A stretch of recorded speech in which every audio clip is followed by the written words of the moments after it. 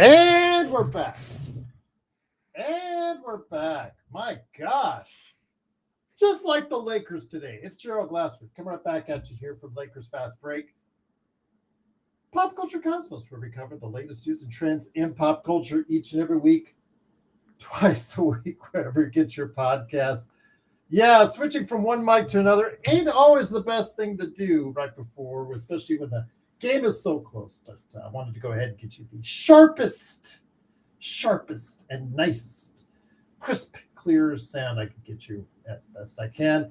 It is, of course, Gerald Glassford. Thanks again for watching. Listening. The Lakers tonight with the chance to make a move on the Western Conference with losses tonight by both the Denver Nuggets and the Houston Rockets. Had a chance to move up in the Western Conference standings as the Milwaukee Bucks headed into the Crypt, a team that was several games under 500 with Giannis Antetokounmpo. What would happen tonight? Well, as we saw, the Lakers, once again, the defensive issues continue in the second quarter after basically coming to a standstill in the first quarter with the Lakers leading by one. The Lakers in the second quarter faltered as the Milwaukee Bucks pulled up by 9 points at the end of the half with an outscoring the Lakers by 10. Once again, putting the Lakers at bay. Second chance points. Once again, a big key as the Milwaukee Bucks dominated on that end of the floor as far as the rebounds, the offensive rebounds, similar, but they executed when they got those offensive rebounds as they doubled the Lakers' second chance points, more than that, actually, as they continued to heat up on the glass as they got a 9-point lead. But in the second half, after a standstill in the third quarter, an even quarter, the Lakers got back into this game, executed a little bit down the stretch. And would it be a case of the Lakers' vaunted clutch record, which was undefeated going into this game? What would happen? Well, the Lakers actually executed well up until a minute left. They actually pulled out a lead up by 4, and all seemed to be well. But down the stretch, the teams that they usually beat down the stretch that don't execute as well on the Lakers. Today, it was the reverse. The Lakers didn't execute well the last couple of possessions. Luka, again, him fouling out and making a play where he gave up a three free throw shots to Kevin Porter Jr. Crucial foul, not only fouling himself out, but also giving those 2 points, 2 of 3 foul shots made by Kevin Porter Jr., putting Milwaukee up late, leaving the last possession to LeBron, who unfortunately turned the ball over and cost the Lakers the victory in this occasion. Not just him, mind you, but he helped bring the team back with some really good play, really virile play, really, feisty LeBron at times in that fourth quarter, but it wasn't to be as the Lakers unfortunately lose 105-101. Still waiting for the standings to be updated, see what's going to happen there, but I believe the Lakers are 23-13 right now, putting them, I think, still 5th in the Western Conference because Houston, like I said, lost tonight. So did Denver, but that does not bode well as far as for them in the Western Conference because losing was Thunder, who won by 1 tonight, was not in the cards. What we wanted in the cards for the Lakers tonight. But here today to go ahead and discuss today's game. Good man indeed. He is probably happy camper because I guess the Trae Young saga is now done. And I know he's happy about that. It is, of course, my good friend, Legend. Legend, great to have you here. I got Next Sports Media. Please like and subscribe. Go ahead and make sure you got that notification bell when you stop on by. I got Next Sports Media. Legend, the vaunted Lakers clutch time, the only real statistic people can look at and say, hey, why are the Lakers 10 games above 500? Well, You can't see it on almost any other stat, but the one stat that was in their favor was the clutch time record. And well, Yeah. gotta lose sometime, I guess. And Yeah. today was that day, my friend. But again, lots of reasons why the Lakers still, again, playing uphill for most of the game. Obviously, that's not a conducive to success, a continued success when you constantly have to go ahead and bite uphill, fight and fight and fight uphill. The Lakers in that second quarter got dominated, especially on the glass, where, like I said, the offensive rebounds not too dissimilar from each other, but it's the fact that when they got the ball back on the second chance points, Milwaukee executed and dominated on those second chance points. And the difference in the game probably point to it being right there, my friend.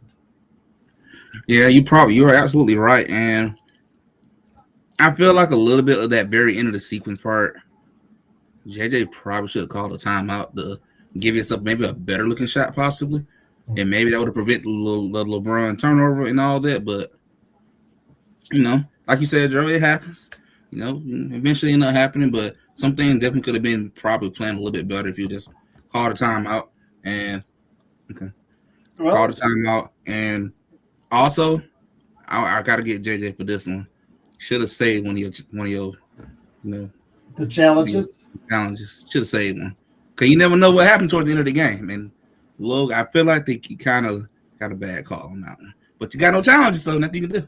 And the call you're talking about is at the end where Luka got his sixth foul, where he contested a three, kind of backed off, but didn't back far enough off. And Kevin Porter, wherever you say about what he did, as far as he landed directly near enough to Luka for them to call it. Again, I don't want to show the LA bias here, but it kind of did not look like a foul. But you know what? If it's that close, that late, they shouldn't call it. You weren't protecting the player or anything like that, because that player was in no danger of getting hurt. It was just a call right there that I think should not have been made. But you don't put yourself in that kind of position with 5 fouls to put yourself in that type of peril. They did. They executed 2 of the 3 free throws Kevin Porter Jr. did on that end. And that was pretty much the difference in the ballgame, Legend. Again, those costly mistakes that usually down the stretch have gone the Lakers' way on 13 other occasions did not do so today, and it cost the Lakers the win today. Yeah, it just ended up costing them. And like you said, Gerald, in that situation, you got 5. He did right. Jump out. You don't want to leave him wide open, but at the same time, you got to be careful too, because you already got 5, and the team needs you. But I respectfully disagree. With it. It wasn't his normal shooting position. He jumped and he landed and he leaned himself into Luka on that one. That was not a foul. But then again, he sold it very well. You know it, Mars. Come on. Yeah, come on. You know it. You come in here to talk your trash, and you know it, and I know it. And again, but it was called. Luka put himself into the position to get it called, and it got called. So even if it did look like a foul, it was close enough for the ref. He made the call. Shouldn't have, but it did. It happened, and it's so good. The Lakers lost.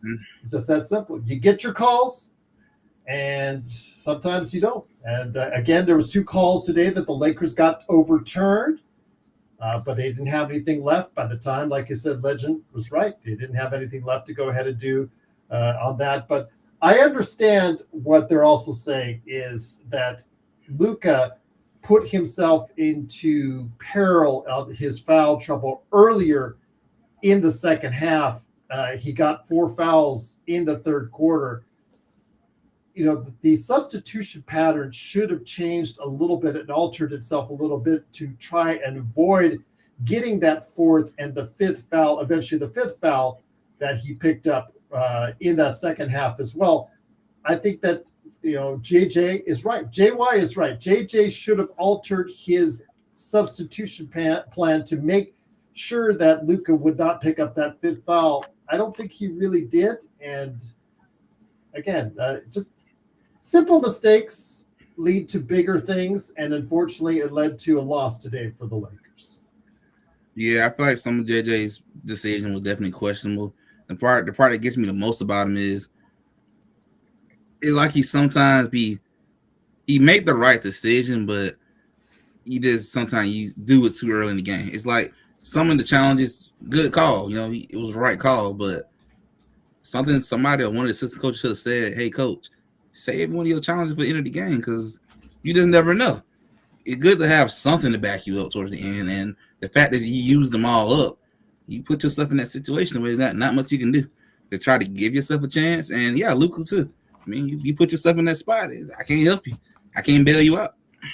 And with Luka today, again, there's a lot of fingers that are going to be pointed his way, and a lot of it is deserved with him just absolutely terrible with inside the arc. Wouldn't you know, on a day where he's struggling all season long from the three, he finally has a good day from the three, Legend, but he is absolutely terrible inside the arc, going 8 for 25 overall. He did go 4 of 6 for 3, did score 24, got 24, 9 and 9, but still, if you're not shooting well, if it's not your day, you have to find different players to go ahead and shoot that ball. LeBron James, 10 of 21, was shooting the ball a little bit better, a little bit more effectively. Jake LaRavia was 5 of 8. There were players out there that you could have gotten the ball to, or maybe different plays you could have run that would have helped this team more efficiently, because if you know you're not having it, if you know you're not having that type of game, Legend, you really have to look at other alternatives for scoring the basketball, especially because of the fact that he struggled so much inside the arc today as well. Yeah, you just got to find other ways to make up for when your inside game is struggling. And it is kind of funny how that happened tonight. The 3-point game finally showed up, and then your 2 game just ended up disappearing. But he just got to find other ways just to make up when the 2's not falling. You can't just sit there and jack up a bunch of 3s, even though it is starting to fall. But you just got to find some type of other way to get your other teammates involved. Maybe keep attacking the basket. Make your free throws. You missed way too many of them. Other than that, it's just as much as you can do. Find different ways to make up for the lack of the 2's falling. But LeBron gave you a pretty good game. I can admit that. He gave a pretty good game tonight. When you've got feisty LeBron like you saw tonight, he's actually on the defensive end helping, going over in position, getting up right in defense. That's when you need to win these games, because when you get roll back the clock LeBron, as we should probably call it, that's when you need to win. It's when you get the LeBron just, okay, I got you. You shoot that 3, wide open 3, or I don't box out, and I'll just let you fly over me for the slam dunk.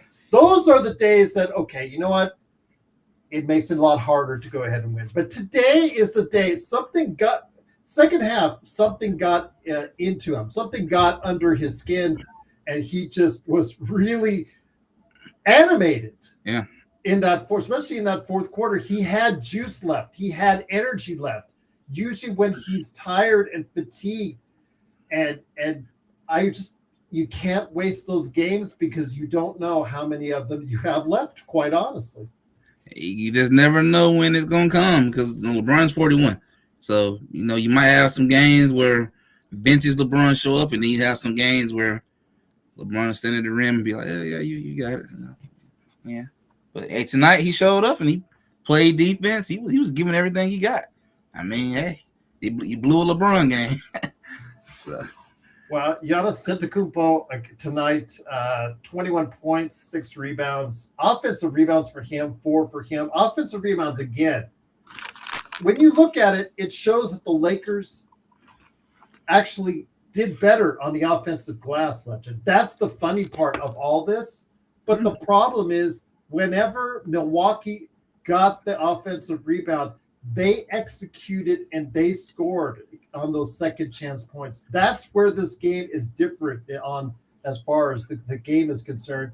That's the part I have the issue the most, because they kept showing it. The second chance points were repeatedly in favor of the Lakers, and that's where you win and you lose your games. And unfortunately, they executed once they got the ball back almost every time from Milwaukee. Yeah, they just did what they need to do in key moments, and Buddy really know how to act. He sold that foul good.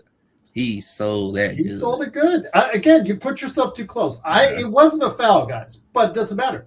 You put yourself too close. You made it too close to call.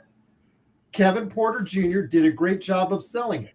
And you know what? It is what it is. I know Rodell and Mars are disagreeing, but I'm sorry. You guys cannot use your bias against it. It's simple fact. He leaned, he sold it. Give Kevin Porter Jr. all the credit in the world. He was close enough to Luka for them to call it. Again, had that been as something that the Lakers could go ahead and challenge, it probably would have been overturned. But you had already used your challenges already on those two other calls, so it's just all right there. Again, you put yourself into a position. Luka did. Now, again, should you have been more careful about him not getting that fifth foul? You look back on it, JJ will probably, on the way home, on the drive home, probably realize that, you know what, I kind of should have let him made some other arrangements on the rotation in regards to getting him out there. He was struggling anyways. That's the thing, Legend. He is struggling so badly from inside the arc today. I don't know why he kept him out there for so long with 4 fouls. You only put him at greater risk on doing that when he's struggling so badly. Again, when the team was able to go ahead and share the ball, they didn't do a bad job of doing that today, Legend. And it's just, when Luka's not having one of those games, you've got to go ahead and find other ways to get the basketball to other guys who maybe are having better days than him. Yeah, that part was a little baffling to me, that he got 4 fouls and you still gonna leave him out. I'm like, okay, you're gonna take a chance, but also it wouldn't have hurt to take him out because he just didn't have it tonight. It just wasn't his type of night. He was struggling with the twos, struggling with the free throw line. It just wasn't a Luka game, pretty much. It wouldn't have hurt to took him out and try to save him for a potential tight fourth quarter. But I mean, that's just one of JJ's coaching mistakes that in his young career that he's still learning wise. But I think another thing he really do have to learn is how to utilize some challenges a little bit more. Though, just because they're there, you shouldn't always use them. I mean, there are times you should, but there are moments you got to at least remember at the end of the game, I might need one of these challenges. It could decide the whole game. You got to at least save one. Absolutely. And again, they weren't giving the Lakers the calls when they went underneath. I know that they had issues with that every time, but you're not going to always get those calls. You got to play like you're not going to get those calls and execute like you're not going to get those calls. But as often gets accused of, Luka, and to a lesser extent LeBron, who both have a tendency to try and fish for fouls, especially Luka, did not get the free throws or the amount of free throws he was looking for. And you know what? You got to base your game. If it's not working for you there, and if it's not working for you as far as inside the arc, instead of forcing more shots, you've got to find people that may be able to hit the shots more efficiently tonight, because there were other players. And LeBron didn't do so bad. He was actually pretty good from the field today, 10 to 21. Yes. And if you'd gotten Laravia more involved, that would have been a great sign too, because 5 of 8, he actually was a player that was open on several looks and could have gotten them.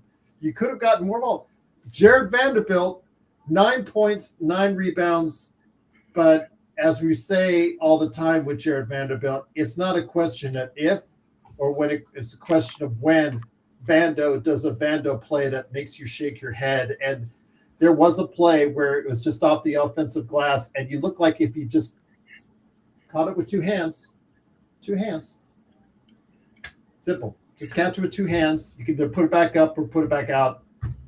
Decided to go ahead and slap at it when he really didn't need to, and just knocked it out of bounds late. And that was also one of the killer plays down the stretch. Again, Vando, great effort. 9 and 9 for him, which is a really good output. But again, the Lakers bench as a whole underperforming once again. They need something more. Dalton, at least 4 points today, at least hit a couple shots down the stretch in the second half. Jackson Hayes. Yeah, Jackson Hayes did play with a lot of veracity today. 6 points for him, but 5 fouls that really hurt his defense late in the game. Gabe Vincent hit a couple threes, but yeah, it's just like they need something more. When DeAndre Ayton is giving you nothing, another invisible game from DeAndre Ayton with 4 points and 5 rebounds, and Marcus Smart is only giving you 9 himself. The Lakers need someone to come off that bench to give them a lot of issues. That's what I was just about to ask you. Like, I don't remember seeing Aiden out there at all hard in that second half. Yeah. Like, he just gone. Yeah. I mean, he was that bad. And again, he's going to complain where he doesn't get enough touches, blah, blah, blah, blah, like he had the other day at practice earlier this week. And, as far as the concern, it's going to start mumbling. And again, there are reasons why he left Portland and why he left Phoenix. And again, we're starting to see a little bit of that. But again, we don't have the major investment that those teams did. So again, it would be great if he could come back to the 15-9 player that he has been for a good part of the season. But right now, he has been going through it these past couple of weeks. The Rosto, who is on Vando Hill, which I am not, says, Jared, the truth, Vando. Well, the truth is, again, it's not a question of if, it's a question of when with Jared Vanderbilt. And it came at one of the worst times of the game. Again, just had to grab it with 2 hands. And as we talk about all the time, those hands just fail him when it matters the most. And just got to catch that ball. I don't know what he was thinking. I don't know what he's doing. He didn't have enough of a body from the other player to go ahead and necessitate just slapping it out of bounds. But yeah, that's what he did. And right there on one of the last plays of the game, when we could have gotten that back, it unfortunately didn't work out. But again, outside of that, good hustle, good effort from him on the defensive end. I do want to give him credit for that. But yes, it's the truth. Sometimes hurts, El Rosto, and the truth sometimes hurts with Jared Vanderbilt. But again, it is the Lakers fast break. The Lakers, they fall to 23-13 on the season as they fall 105-101 against the Milwaukee Bucks. They're still in 5th place because of the loss by Houston tonight. So they are 7.5 games out in the Western Conference because the Oklahoma City Thunder, they did win by 1 point on the road against Memphis. And a lot of people are like Rosto did mention earlier today about the Alex Caruso non-call there. So we'll have to wait and see what happens with the league on that one. They'll just say in their 2-minute report, yeah, we blew that call. That's great. That does no one any favors. But I did want to ask you, since, again, you closely observe the Atlanta Hawks and the Golden State Warriors, a major trade, the first trade of the season took place, and the Trae Young saga is over. And with that, let me ask you, are you happy now that Trae Young is out of Atlanta and in a new home in Washington? I will say I understand wanting to go that new route. I did feel like a change maybe was needed because of we saw a lot of they looked like they were better a lot of times without him because of the bad defense and all that. The part I'm gonna say I'm not that happy about is what you got back. I know the trade value is not that great, but man, like you basically just gave him away for free. That's what it kind of feels like. And I know a lot of people in Atlanta are not that happy about that trade package. I haven't seen X and seen a lot of angry Hawk fans, but it didn't feel like that's what happened. So I'm not angry about letting him go. I'm like kind of okay with that part. I'm okay with going the Jalen Johnson route and looking to reshapes and stuff. I just wish you'd have got more back. That's what I wish for. A lot more than what you did. So I'm still having issues with my mic right now. It's for some reason. I guess the software is not. So while I play with it, here is the band indeed also to help you out, Legend. It is, of course, Joe Sorrell, the Joe Sorrell Experiment. Joe, good to have you here. A disappointing loss. Again, it's the first loss in clutch time for the Los Angeles Lakers. Execution down the stretch. A lot was put on LeBron. He did help, or was the main driver of the Lakers to get back into this game. But once again, with a terrible second quarter, you find yourself down by 10, by double digits, and it just another case of us climbing up that hill once again. Yeah, the missed opportunities were really before the last like 7 minutes, there was a major issue where they couldn't rebound, and every time it felt like every time they did get an offensive rebound, they scored. But they did settle that problem for a while, and then it ended terribly. They were this close to winning, coming back from not allowing that when it mattered at the end. And it's just one of those games where the other team got the call because they created the call, and then Giannis, the great Giannis, was able to poke the ball out, and that was it. It was an entertaining game. Lakers had a good shot at winning this thing, and I'm not upset. And yes, Luka had a horrible game. Yes, he does complain a lot.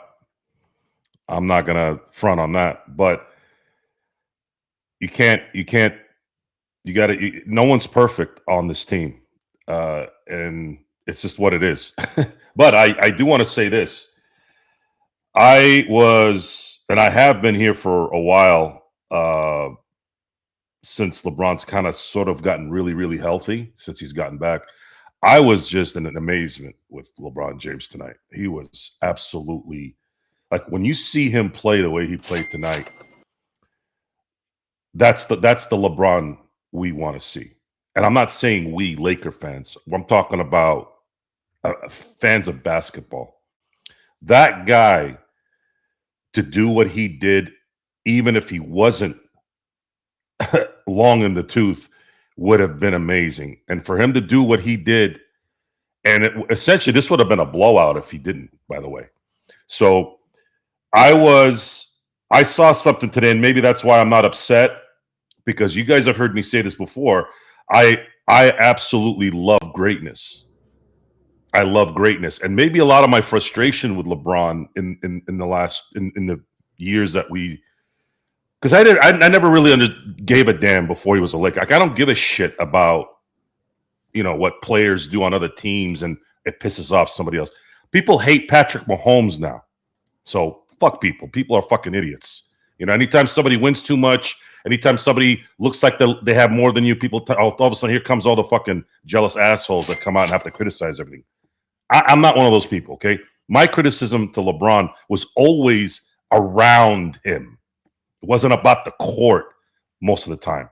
And I say most of the time is because I did get frustrated with his decision-making at the end of the games. He's LeBron James. He needs to make the right decision by making sure that every opportunity of that basketball to go in the hoop is there. No one is better than you on that court. That means you need to get that ball in the basket, because no one can get it in the basket better than you. And even that, I've noticed the last couple seasons, he has been very, very determined to do that. The pass that he made to Rui, even though he didn't shoot it, that was actually the best decision, because the defense was about to close him off, and it was what it was. But anyways, I was very, very, very happy to see how LeBron played, because I'm seeing something maybe a little bit further down. I'm thinking to myself, if I'm Rob Pelinka, God help me saying that.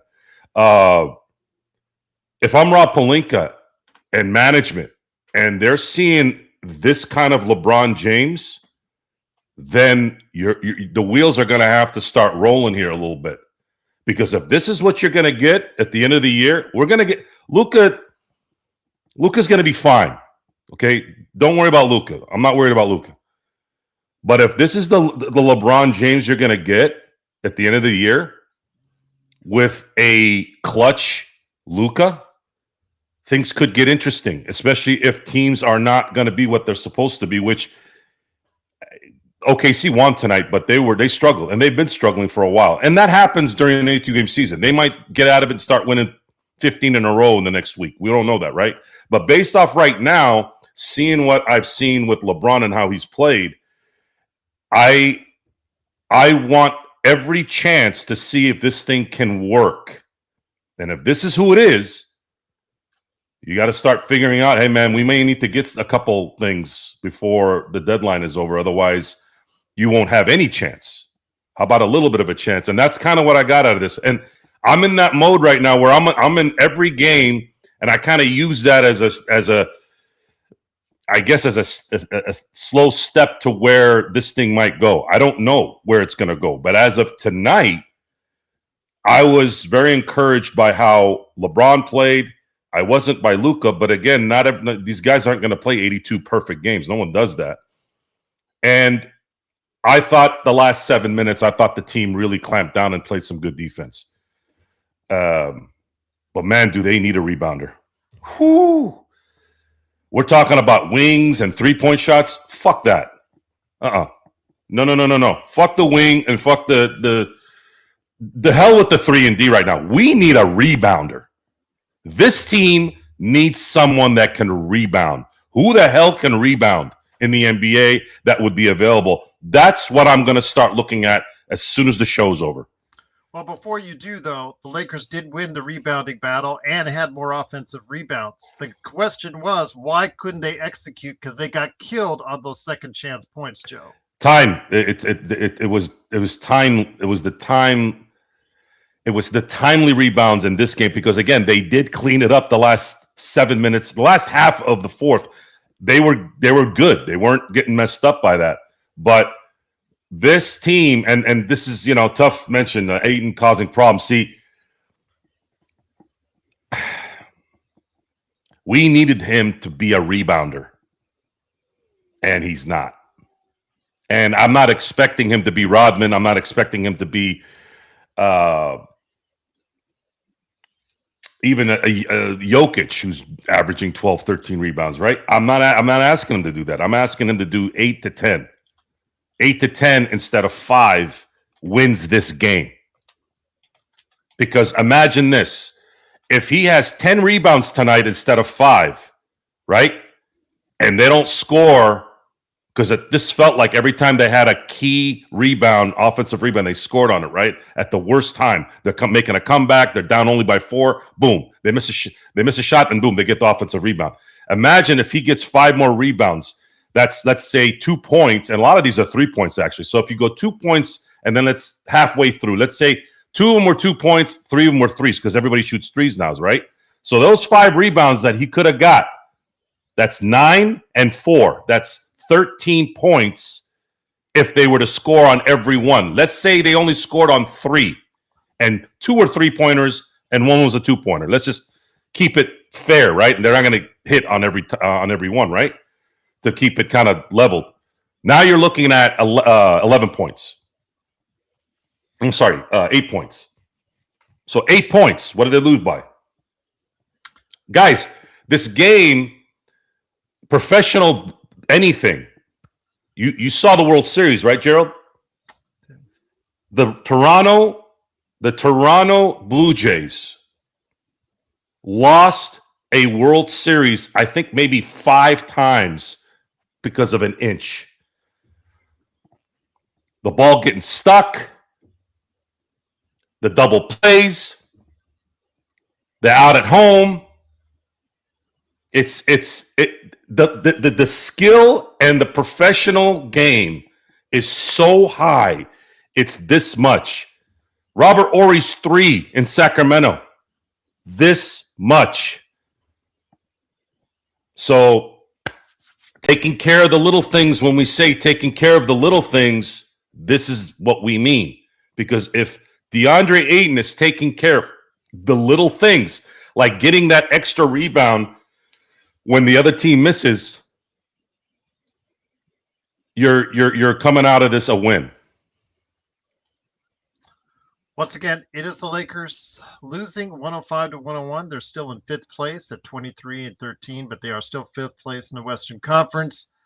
Joe, again, like the Lakers did win a rebounding battle, but it was the times that they did lose that battle and how they reset the defense once they gave up those offensive rebounds. Obviously, is the biggest difference, because the second chance points right there is the difference in the game. despite the Lakers winning the rebounding battle on both the offensive and overall rebounding. But still, how they executed and how they set up their defense afterwards obviously was a key.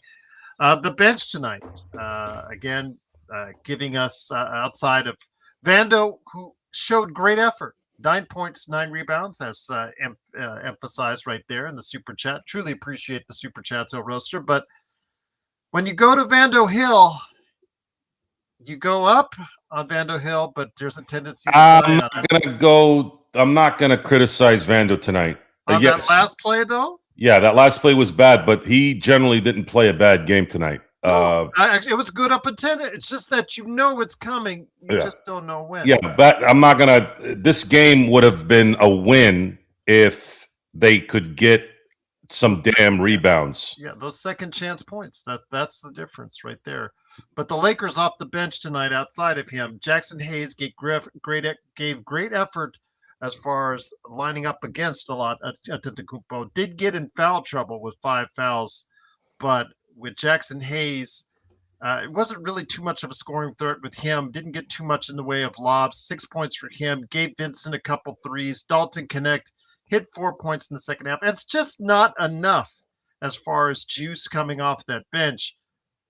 I don't know what the situation is right now or what the way to solve those problems, Joe, because right now it looks like a trade is needed in order to do something to get better quality players to come off that bench. Look at this scenario, okay? And it dawned on me before, but it's starting to really set in now. Because sometimes teams will play out of their character for the better because they have somebody down. Players will. It's kind of like when a coach gets fired, the team is motivated, right? And they play really well out the gate for that new coach. Yes. But then they settle down, right? So I was waiting for this. I've been waiting for this. Like, when are they going to hit a wall where, man, they really need Reeves? They may need Rui. They haven't needed those guys. We're not even thinking about those guys in these games, and they've been competitive. So what does that tell you, Gerald? That tells you right there that as good as Reeves is and as beneficial Rui is, he's a good player. He's a decent player. This team isn't really lacking that much without them there because you're not going to have Reeves rebound. Rui's not going to rebound. Reeves isn't a sniper. Rui has to have everything perfect for him to usually shoot at his 40% clip. Otherwise, he's not going to be valuable there, right? So what I would get out of this, and this is coming from today's game and kind of some of the stuff that's been going on, is if LeBron James is going to be doing this, then maybe management needs to go, okay, do we want to do something this year? Because these guys are not old guys in Milwaukee. There was some young guy, Porter Jr., Giannis is still in his prime. And I saw LeBron clown those guys for about 3 quarters. How much did the day off have to do with it, though? It could have made sense, which, again, adds even more to what we've been saying. This man needs to play 30 minutes a game. If he plays 30 minutes a game instead of 38, you are going to get a fresh, motivated, the best version of LeBron as much as he can be at the age he's at, and you have a chance at the end of the year in the playoffs. But if it's not, if he's playing 38 minutes a game and no one's fucking rebounding for him, and Luka's going to have a couple bad games, it is what it is. It's just what it is. I don't know what else to tell you. But he usually has better games than bad, a hell of a lot of good, better games than bad games every now and then. So it just, I'm stuck. I'm in this like area where I can't just fathom, okay, let's see how it plays out, because then I'm like, man, if they just can get somebody in there that can just cover a couple of things that they need, how different would this be? with LeBron, though, he has played significantly better, Legend, since the double-digit streak ended. Tonight, only 33 minutes for him, but maybe that's why he was a lot fresher in that fourth quarter, because that is closer to what Joe has been asking for as far as the vaunted 30-minute. That goes back to the Darvin Ham era on that. But I would say that's probably that 5 minutes that he didn't play is probably the reason why he was fresher. But still, we have to find ways when Luka is struggling or Luka has foul trouble to avoid making those mistakes. And JJ, if he could have bought Luka maybe a couple minutes here, maybe a minute there, maybe would have been all together the difference in the game. Because again, a crucial mistake as far as being too close, whether you want to call a foul or you don't want to call it a foul, whether you want to say KPJ went into him, what does it matter? He was still too close. They called it, and Luka fouled out. But the fact is, him getting into that position hurt the Lakers in the first place. And again, when you know you're not having it inside the 3-point arch, you have to go ahead and find other people that may be able to go ahead and execute inside the arc on those days when you're not. Legend. Yeah, I can definitely say LeBron really rewind that clock today. And it's like Joe said, if LeBron gonna play like this, then you should probably consider investing a little more in his team if he's gonna keep doing this. But LeBron has slowly been picking it up. It does look like he's picking it up every game. He's getting better and better. How much this may have something to do with that having time off, probably did play a factor into it. But it did let you know too, though, you probably should consider cutting down his minutes just to keep getting the fresh LeBron as possible. But this type of LeBron James is what you need going to the playoff. And I mean, if Luka playing well and LeBron playing like this, I mean, anything can happen. It comes down to the others at this point. But it's kind of interesting to go into this trade deadline and see what the front office decide to do. I have been curious to see if they're gonna make a move or punt the season and go to next year. I'm interested to see what they do. Well, it's starting to clear up now a little bit as far as the trading season is concerned. Anthony Davis has been diagnosed with, I think, a torn ligament on his hand. I've had that by playing basketball, and that is not fun, guys. I know that you guys were asking about how does that happen. I think it was Vari who was questioning that, but yeah, that I had my torn ligament in my thumb, and that sucker just blew up like a balloon within minutes, and it really rocks your world. And with him, it looks like they're going to evaluate whether or not he needs surgery. And if he needs surgery, he's out the rest of the season. So goodbye trade for Dallas on that one, Joe. Before we get into Ja Morant in a little bit more detail as well, I know you've already shared your thoughts on Trae Young being moved. Interesting. Again, so much has been talked about this trade for Luka.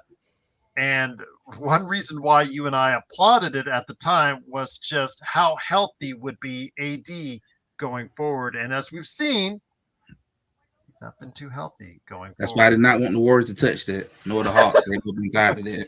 Hell no, I don't know. Give me my language, but no. Legend, you're not even close when it comes to language. It's okay. You're all good compared to Joe. Go ahead, my friend. Well, the Ja Morant, I got asked that by the boys, and I actually got at a buddy of mine that was messaging me about that too. And I said the only way you guys were saying in that WhatsApp that was ridiculous. That should not even be a consideration. If they give us a Trae Young deal, I'll take it all day. I'm just saying.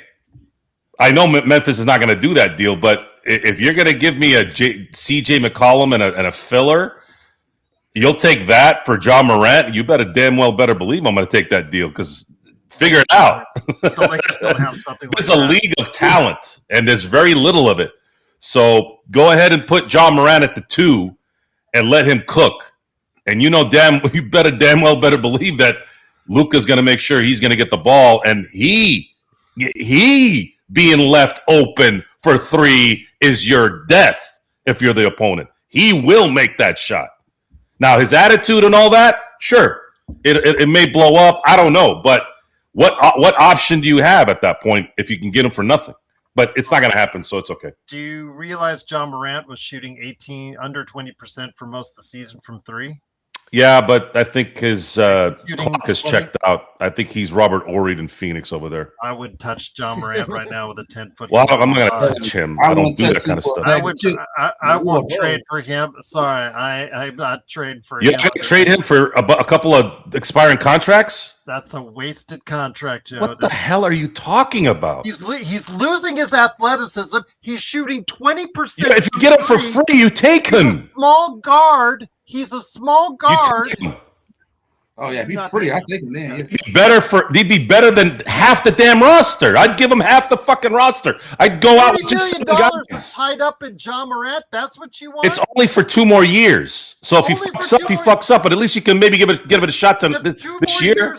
That's 2 more years. The Lakers won't make the playoffs because you're talking about a guy that's a small guard who can't defend, that is losing his athleticism, that can't shoot a three. How old is he? Isn't he 28?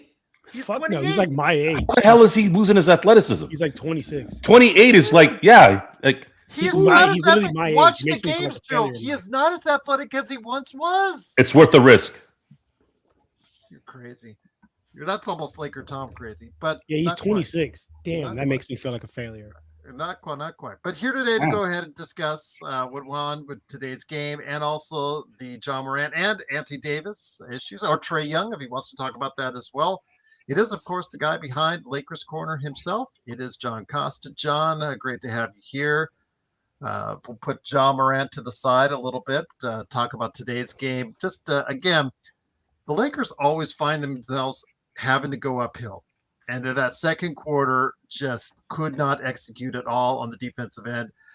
Again, the stats won't bear it out as far as the overall rebounds because the Lakers won the rebounding battle and they won the offensive rebounding battle. But the second chance points, when they gave up those offensive rebounds, John, they just couldn't reset their defense, and they paid the price for it because there was such a difference. That's the difference in the game right there, is how they executed after offensive rebounds on Milwaukee.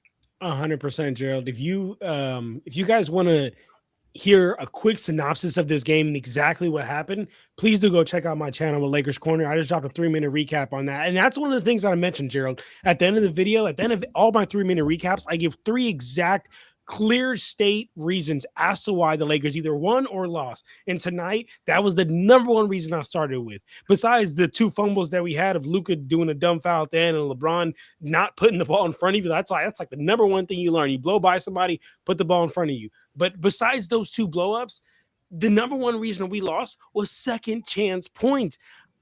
I think it was 25 plus to like 9. It was 20. We allowed 25 plus second chance points.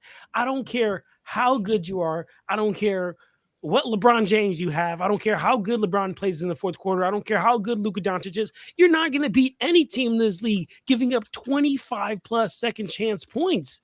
You're not going to beat any team in this league. So to me, that's where we got to start with. I think that's where we got to start with. You got to start with 25 plus points, y'all. Like,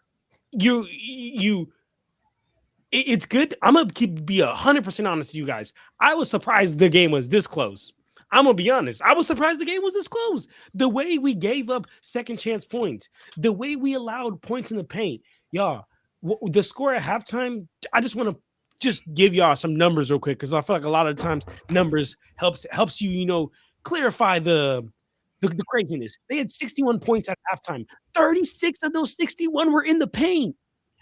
You cannot tell me you're playing defense when you have scored more than half of your points in the paint in one half. Absolutely ridiculous. Go, please. I actually want you guys to go watch my 3-minute recap. Please go watch it. You'll see. And how many times, and I even did the film breakdown. I put the film on there. You'll see how many times the Bucks were just getting to the hoop. Kevin Porter finishing at the hoop. Bobby Portis finishing at the hoop. Giannis finishing at the hoop. Miles Turner, even though he had a terrible game, rebound. No type of defense, anything. So if y'all want to know how I feel about this game, I mean, we gave up second chance points. That's the first reason that we were even in this shithole. But we can also put the blame where the blame's due. I think Luka shouldn't have fouled KPJ. That was a really bad foul. I was going to say a word, probably would have got. Well, he was too close. Again, you play that back. He put himself in a position where he's too close. It was a foul. That's why it's a bad foul. You have to know the situation. KPJ sold it great. And again, you put yourself to that close with 5 fouls. Hey, you deserve to get the call on you. Even if it wasn't a foul. Gerald, can I tell you something? Can I tell you the number one thing my assistant coach in college always used to tell me? No time and score. No time and score. No time. If you know time and score, that will determine how you play, how aggressively I'm playing you, how not aggressively I'm playing you, how much I'm actually closing out. I'm going to be honest with you. That should have been a simple put your hand up, close out. Don't even jump in the air. Don't even jump out at it. Don't lunge out at it. You know what it is. You know what it is. Luka, no time and score.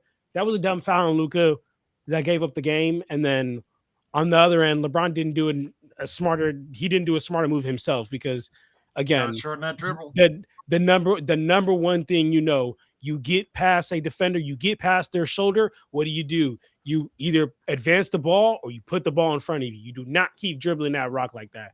I'm gonna be honest with you. When I was in middle school, there was this OG I used to play with back in the day. He used to always get me he would literally let me blow past him and then tip it from the back for me. And I used to be like, bro, how do you even do that? And then you get older and you learn. It's the oldest trick in the book. Funny that the oldest man in the game got tricked by the oldest trick in the book. Man, but we lost though. We lost. At least it happened. It happened to Karl Malone in the '98 finals. A lot of stuff. It wasn't a tip out, but it was. Yeah. It was Jordan leaking off his man, and I guess no one was screaming at Karl, "Watch out!" Mm-hmm. It was loud in Utah, right?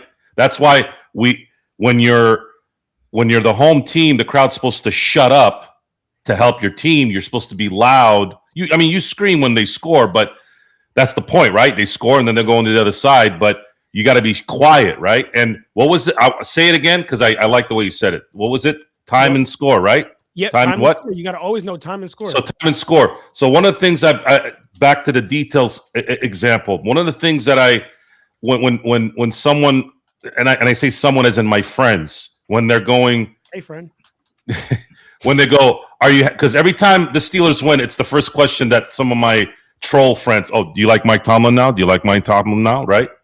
I'm like, why do you keep asking me this question? And then I have to use an example.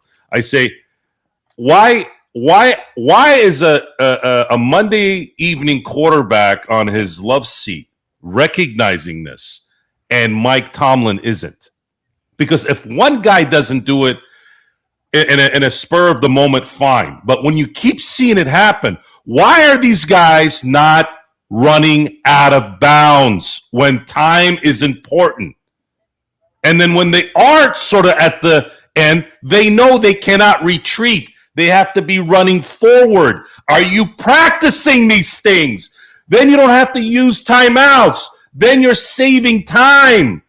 You're not even counting the time that you're losing because now you got to get up to the huddle.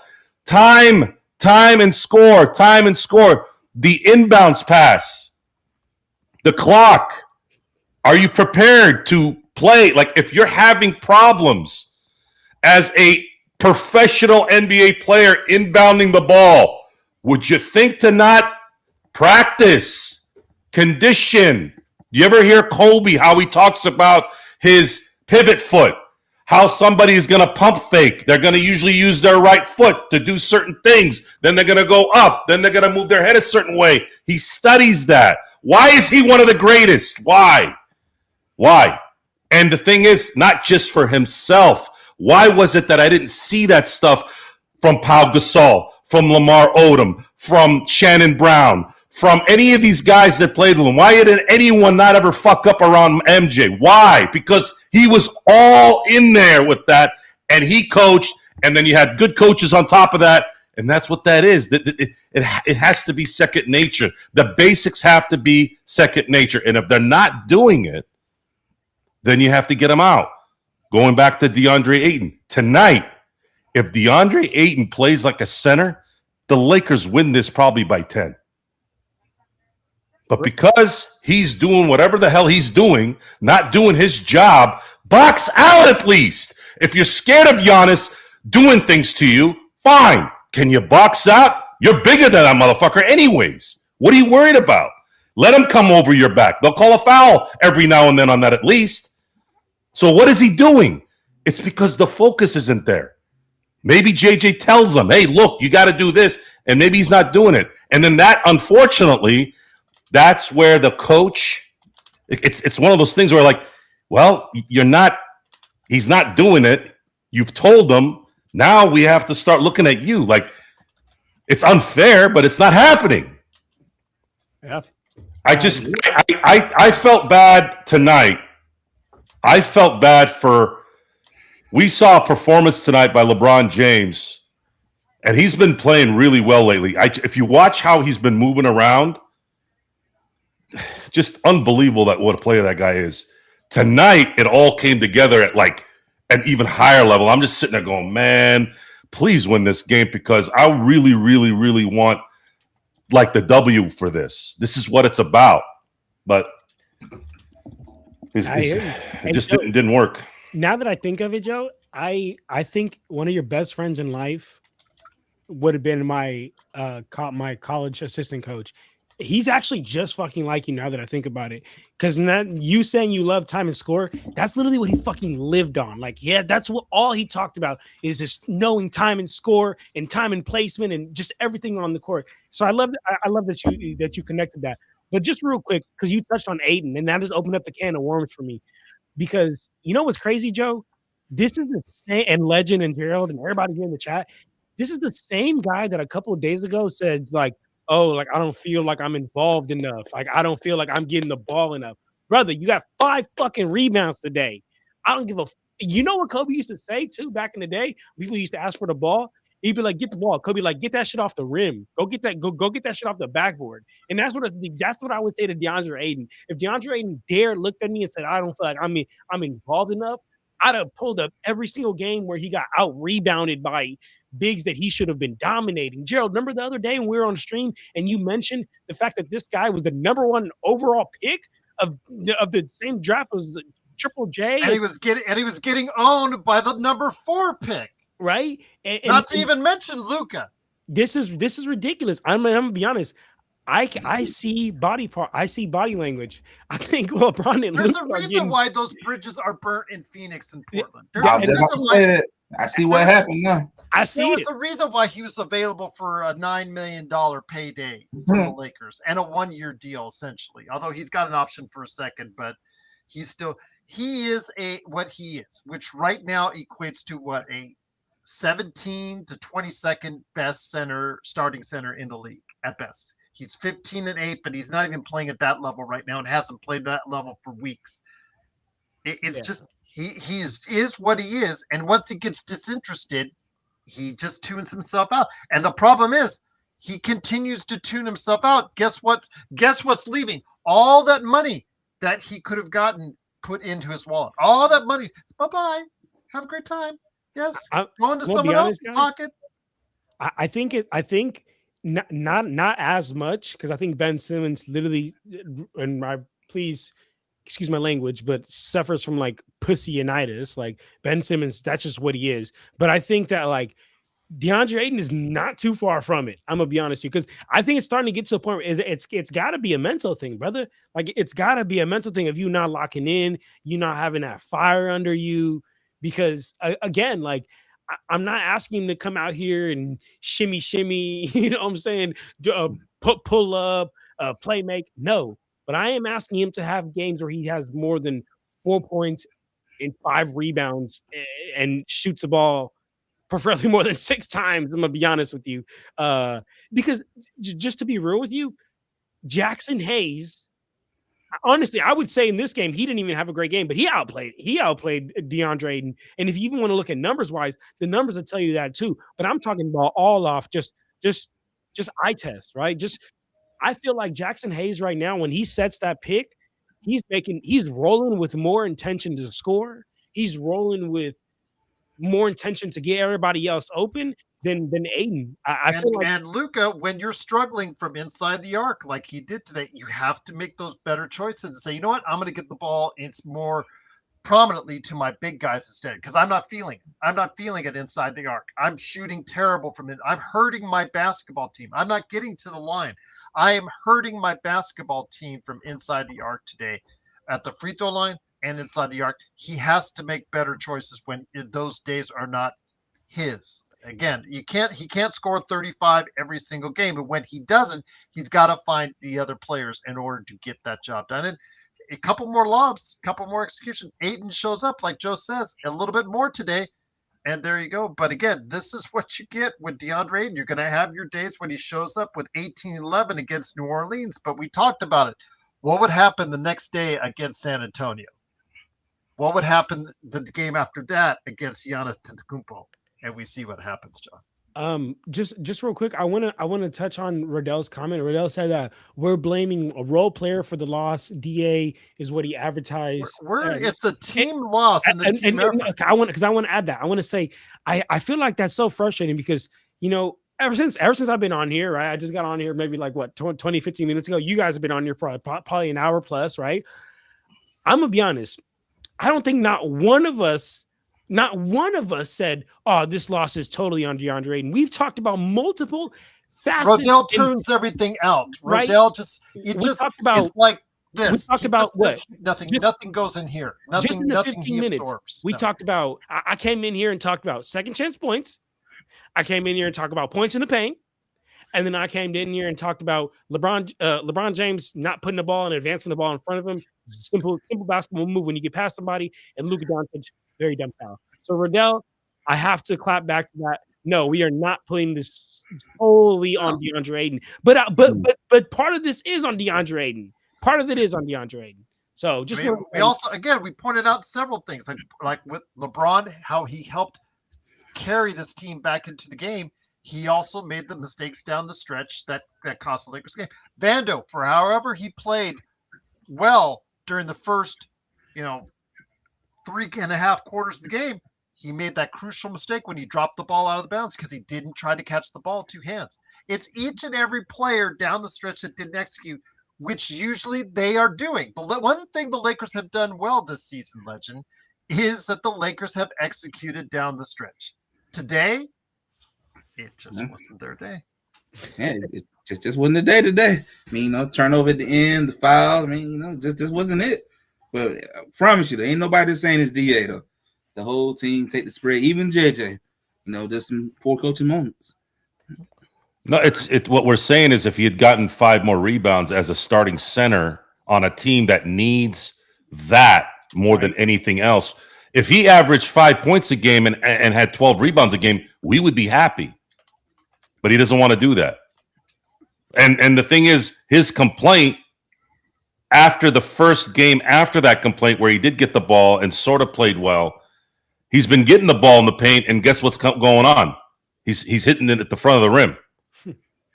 Because now he opened his mouth. Now the pressure's there. Right. It certainly isn't because he's tired. It's in the first quarter. Is he tired? Like mentally tired? I don't know. But that's when you come up short.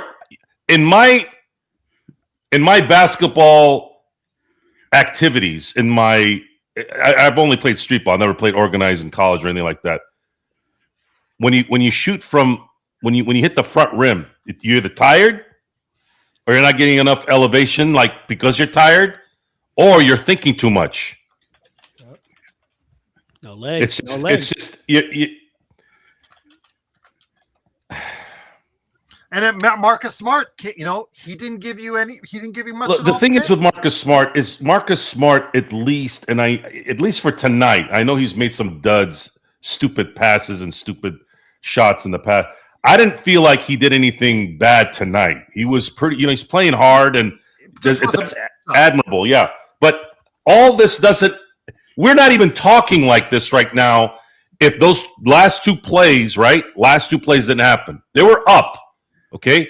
If they win this game by 1 point, we're probably talking about how great LeBron is and Luka had a good night, but at least he closed it out, blah, blah, blah. But the reality is the basics, if you had just done a little bit of the basics, get a couple more rebounds that ended up turning into points, you win the game. And I understand if it's I understand if it's, it's an 82 game season. This happens. It happens. Yeah, but they've been the benefactor, Joe. They've won. It's the other team that has been making those crucial mistakes down the stretch. For once, it was us. It's just it's a different league, man. And things have this stupid freaking league evened out all teams so much where the margin of error is not good. This team is battling. They're a 4 seed and they lose, and now they're down to hell in 1 loss. Like, that's what this is. That's why these games can't be lost. If they get blown out by Oklahoma City on the back end of a back-to-back in Oklahoma City, there's a little bit of understanding there. Okay, they're tired and they're playing the best team in the league. Fine. But you can't lose this kind of game against Milwaukee at home after a day off because your fucking center doesn't want to rebound. That's a big, tall guy that's taller than almost everybody on the court. He should be able to get 10 rebounds tonight. If he gets 8 rebounds, and all 3 of those that he didn't get were scores, they win. It's little things. I keep fucking saying this to everyone. They don't fucking listen. Real shit, Joe. Okay? It's the little things. I've seen this thing 100 times. More. What is it?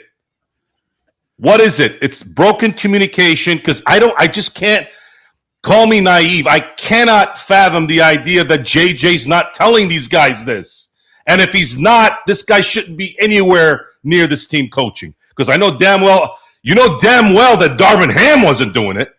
He was too busy fucking talking about fans caring too much about games in the middle of the season when your dumbass was playing in the play-in all the time. Yeah, that extra fucking game that you didn't give a fuck about in December cost you a fucking spot. Now you got to play 2 more games to get in. Yeah, they do matter.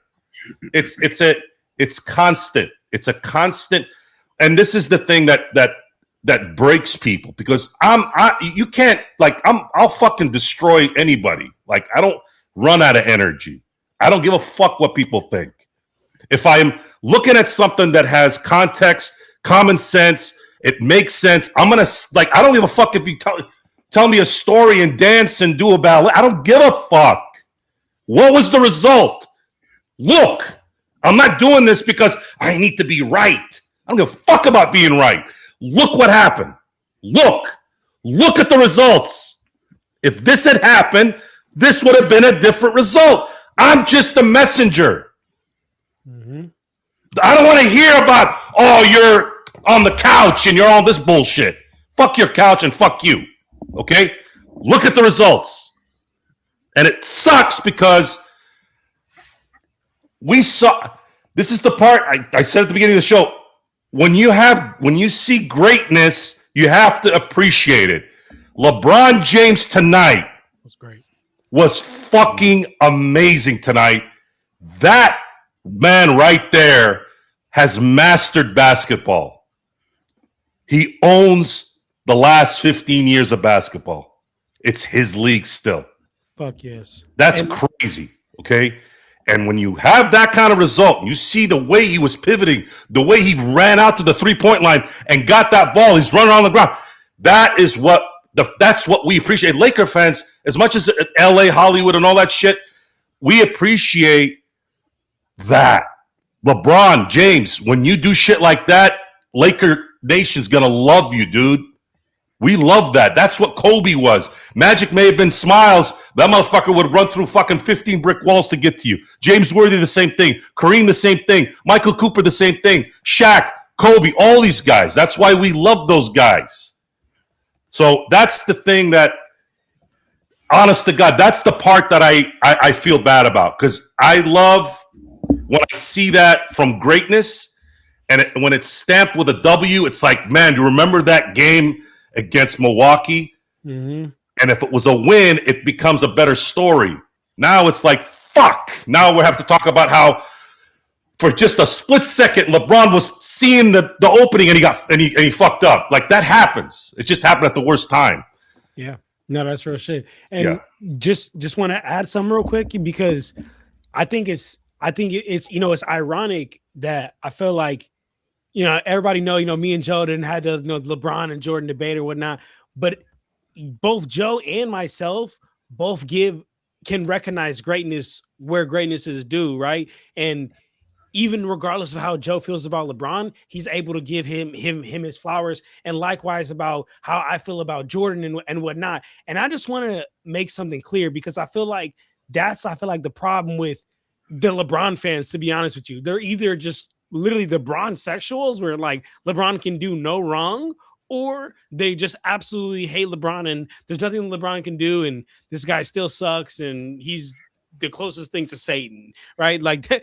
But I love when you can find a good middle ground right here, and I feel like both Joe and I are right there. And unfortunately, guys, I think tonight this is going to be one of those games, Joe, like how you said, it's like, damn, remember that performance, but you can never really use that as leverage, or you can never use that as, oh, he did it. Because if you're not fucking winning, then what are you doing it for? You're going to be Devin Booker scoring 70 points to lose. And the thing is, if you're a box score guy, right, you'll look at his line tonight. You're like, 26, 10, 3. Okay. No.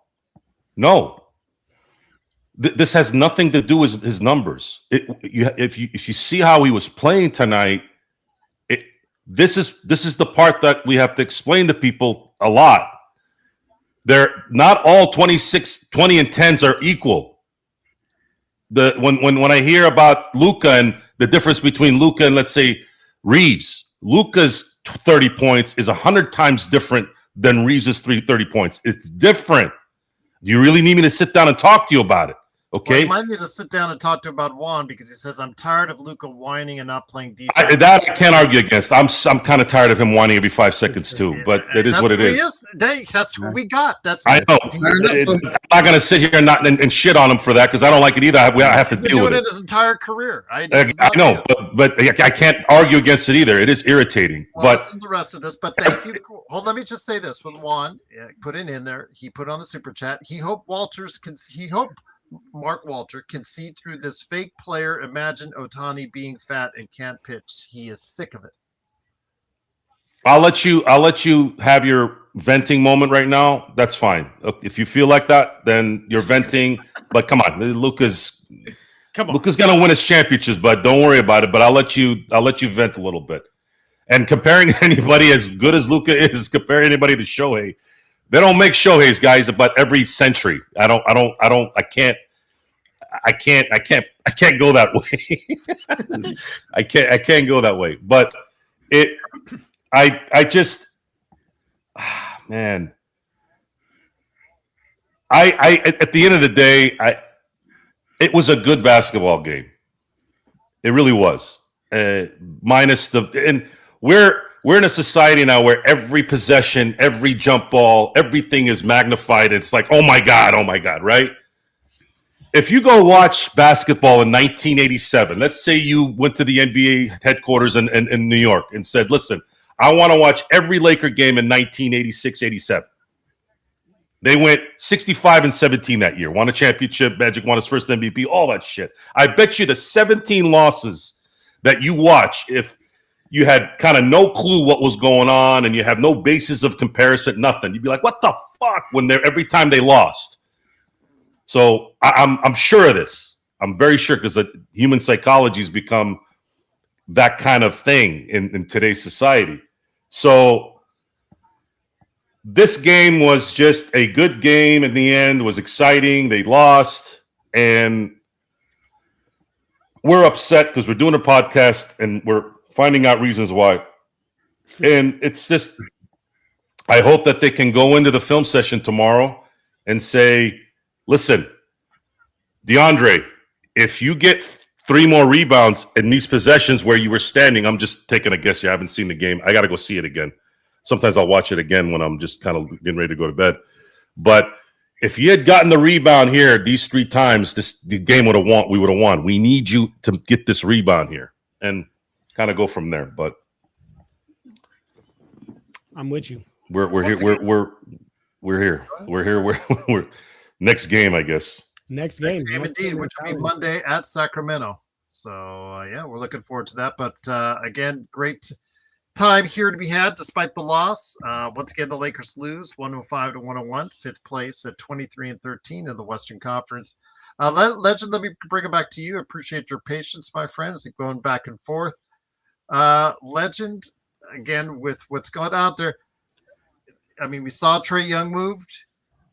We saw John Morant's name being put out there officially, according to Shams Charania, said they're exploring trade options. Again, Joe and I have vastly different appearances. And by the way, Corey Kispert does have years left on his contract, just to let you know. It's about $13 million a year, but you can just, let you know, there is actually not two contracts that are going to end, not two expiring contracts. It's just one when it comes to what Trae Young was traded for. But you're right. It was for a paltry thing. But again, that's where Trae Young's trade value, I think, is gone. And I don't think John Morant is going to get a whole lot better simply because the fact of what we're seeing. Young, small guards, Legend, are a problem at this point in time. They were actually something that a lot of teams were looking at investing themselves in. Quick, young guards, athletic guards that could get to the basket with ease. But as we've seen in recent years, it's been a little bit tougher for Ja at times.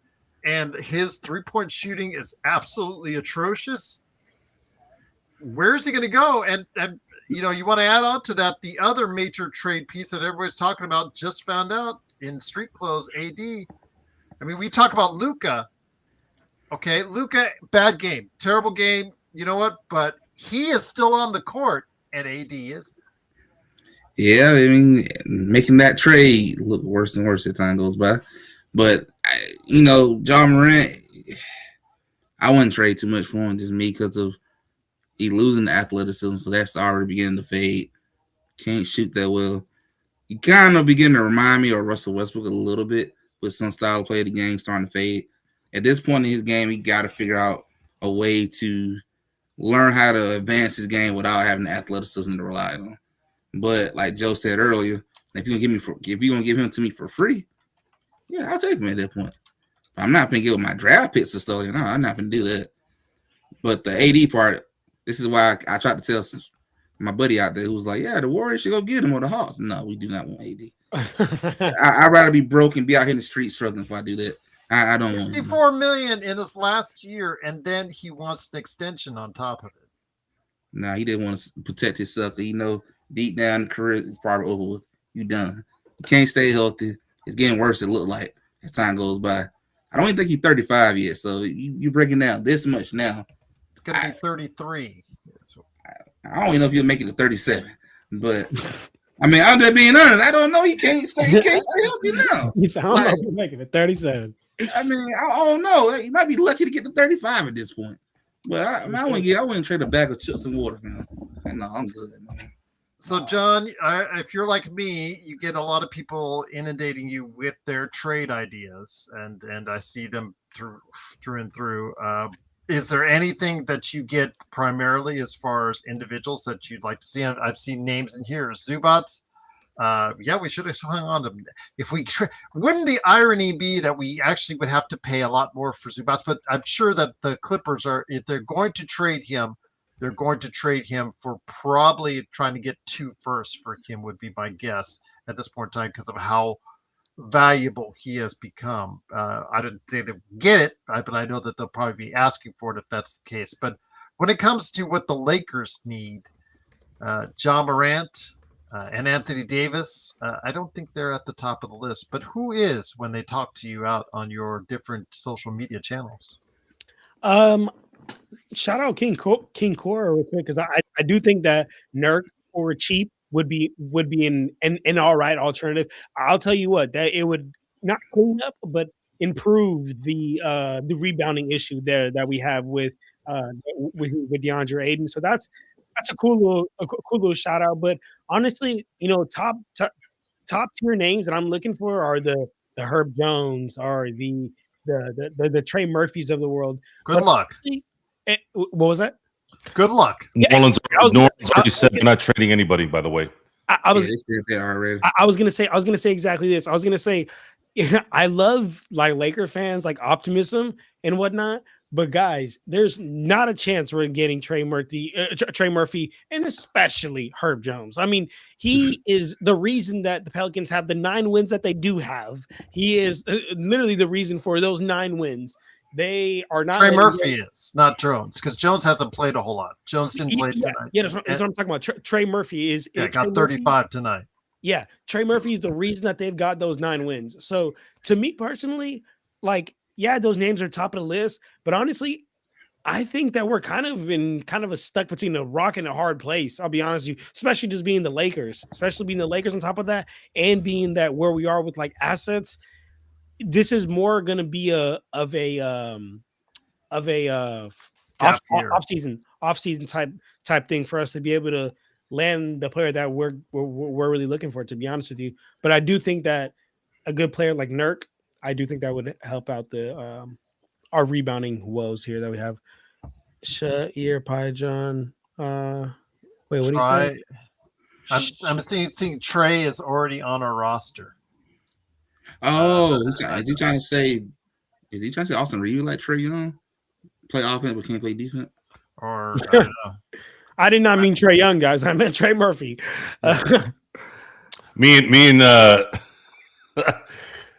Me and Gerald the other day, we were talking about the Treys, and I finally said, just say Murphy and Young.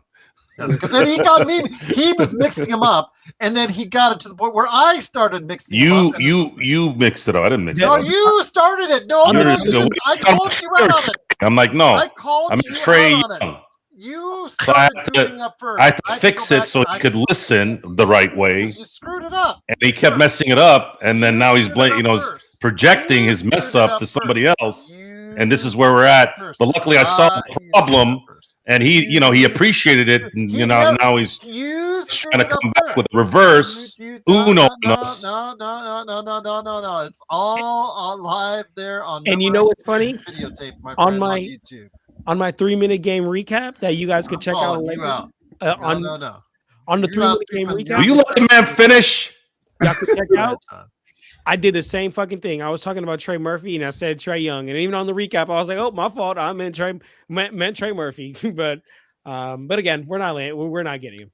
That's the thing, King Cobra, because I know Jovan Buha earlier today, was talking about him, showcased him on his little short and whatnot. King Cobra. The thing is, you commit to him.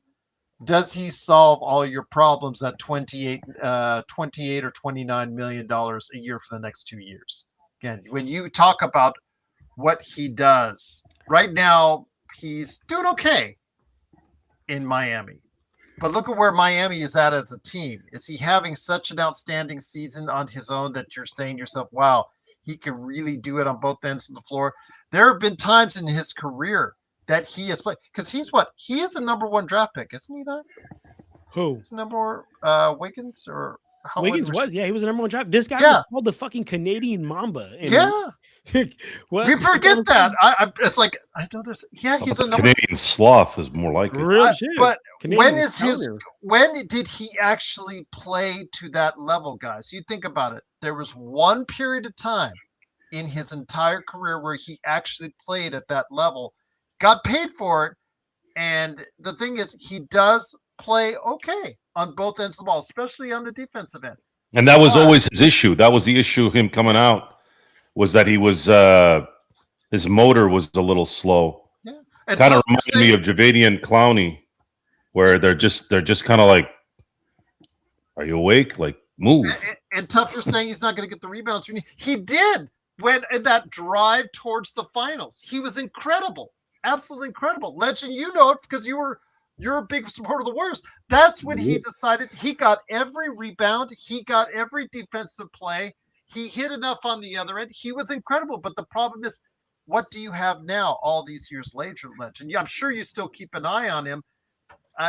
You're committing probably to expiring players to get him. I don't know. Is he going to be someone that's going to anchor your defense for the next 2 years to come? Because he's really not doing it now for Miami. I mean, if you're looking to try to get that weekend that we had when we won in 22, Probably not going to get that. He's That's doing wishful thinking. okay. No, Just like Miami. okay. They're doing okay. No. I just wouldn't invest a lot into him, but I just don't know which Wiggins are you going to get. Yeah, because that number one Wiggins you've only got at your finals run, Lich. Yeah, that was the best version we saw the entire time. After that championship run, crash landing. Yeah, but King Cobra, okay, you say if you can get him for Rui and Gabe for sure. Pat Riley's going to want a pick out of you. He's going to want a number one out of you. And that's the thing. It's not just the expirings. He's going to say number one. And you're saying, well, why didn't Trae Young that elicit the number one as far as concerned? That is just a bad situation that they wanted to get rid of. Miami does not have that same type of situation. But as Legend saw with Golden State Warriors, he was out with personal reasons for, was it half the season? Yeah, about half the season. Yeah. So again, I just don't know. He again, $30 million close to it, John. I don't know if you want to commit to that for the next 2 years when it comes to Andrew Wiggins. Man, I love NBA player. I love the NBA, but it's crazy how just like NBA players just get to live life like as a fucking cheat code. Can you imagine you just went to your job and you're like, hey guys, I need like a couple of months for just some personal reasons. They'd be like, oh, okay, cool. Sign your here's your last paycheck. I'm telling you, you'll be replaced by tomorrow. Right. Like that shit is so crazy to me how NBA. And I'm assuming he got his contract paid in full. I don't know. Oh, for sure, didn't miss a paycheck. And irregardless of what he's got going on, like even if it's like the most crazy, sad situation is going on, I'm sorry, man. I feel for you, but like. couldn't a regular human couldn't fucking do that. Oh yeah, well, he does fit better than Rui. I'm not going to sit here. He's something more that the Lakers need. But you guys think he's going to solve some or many of the problems, Joe, that the Lakers have today? One guy cannot fill an entire gap between where the Lakers are and the top of the league right now. That's what the problem is, Joe. They the league has not allowed the league will not allow that anymore. You have to be extremely. Andrew Wiggins tomorrow. Let's say we get Andrew Wiggins tomorrow. He does not close that gap for us. I mean, well, we don't have to see Gabe Vincent again. We don't have to probably deal with Vanderbilt at the end of games. It would be I trust Wiggins to hit open shots more than I trust anyone else, and he can play defense. So he would be a huge upgrade. But to make up the OKC tomorrow. Fuck no. We need more than just Andrew Wiggins to make up the team that just won the NBA championship. That's my point. Yeah, he's gonna do a lot. That's my point. I mean, he gets us closer, but it doesn't close the gap. He gets us closer though. If you think Wiggins, one player that averages 15 points or 16 points on the season is going to make up that gap, even if he plays at a level of defense that you need. He is OKC, Denver with Jokic, those teams. Detroit? Nobody's talking about Detroit. Detroit is just walking away with the East guys right now. He would help a lot with the Detroit because Detroit is just young and athletic and springy, and he can keep up with that. Because I feel like Detroit could be this year's Cleveland Cavs the last few years. Detroit is going to be. Remember how Memphis came out and they went kind of on that deep playoff run, and then everybody was just like, yeah, because they just caught us by surprise. The next year, everybody knew that they were going to be good. They pounced on their ass. I'm wondering when Orlando's going to have a fire sale. That too. I've been wondering. Team is not. That team. They've tried everything, and then it's not working over there. And they're about to get really expensive with those top 4 contracts next season. And Orlando don't spend money. I mean, they screwed up the Shaq deal because, and this is if you look at a lot of the big name players that have played for certain teams, you hear the same story. I'll give you 3 of them: Shaq, Freddie Freeman, and then shit, I lost my train of thought. What was I saying? What was the third guy? Stories of every team: Shaq, Freddie Freeman. The other one was when Reggie White was playing for Philly. Thank you. These teams, they'll say, like, the example I'm using is Orlando, who does care about money, spending money. They'll unload shit because they don't want to pay that money, right? So whenever there's something that goes wrong there, they try to do a PR move with like, oh, well, their agent didn't tell us something, or they'll call back Shaq after they damn well know that Jerry West was in the room and they offered Shaq a deal. Are we really done? We have a deal for you. Totally knowing Shaq already probably signed the deal, right? Like this is the kind of shit, and this is all documented on video. This isn't me making this shit up. So it's going to be this is the part where you need a competent player personnel guy to recognize this and have a plan. And sometimes the plan that the rules say is sometimes is a workaround. That's part of your job. That's why there are good lawyers and there are bad lawyers, right? I was watching a documentary today about the Seattle Mariners and the '95 Mariners, right? And if you guys, I know a lot of you guys don't remember that, but that year it was one of the best. Like Ken Griffey was on that team, Randy Johnson, like all-time greats on that team, and it was a very fun team to watch. That team, because it succeeded so well, was able to stay in Seattle. If that season didn't do what it did, there would be no Seattle Mariners right now, right?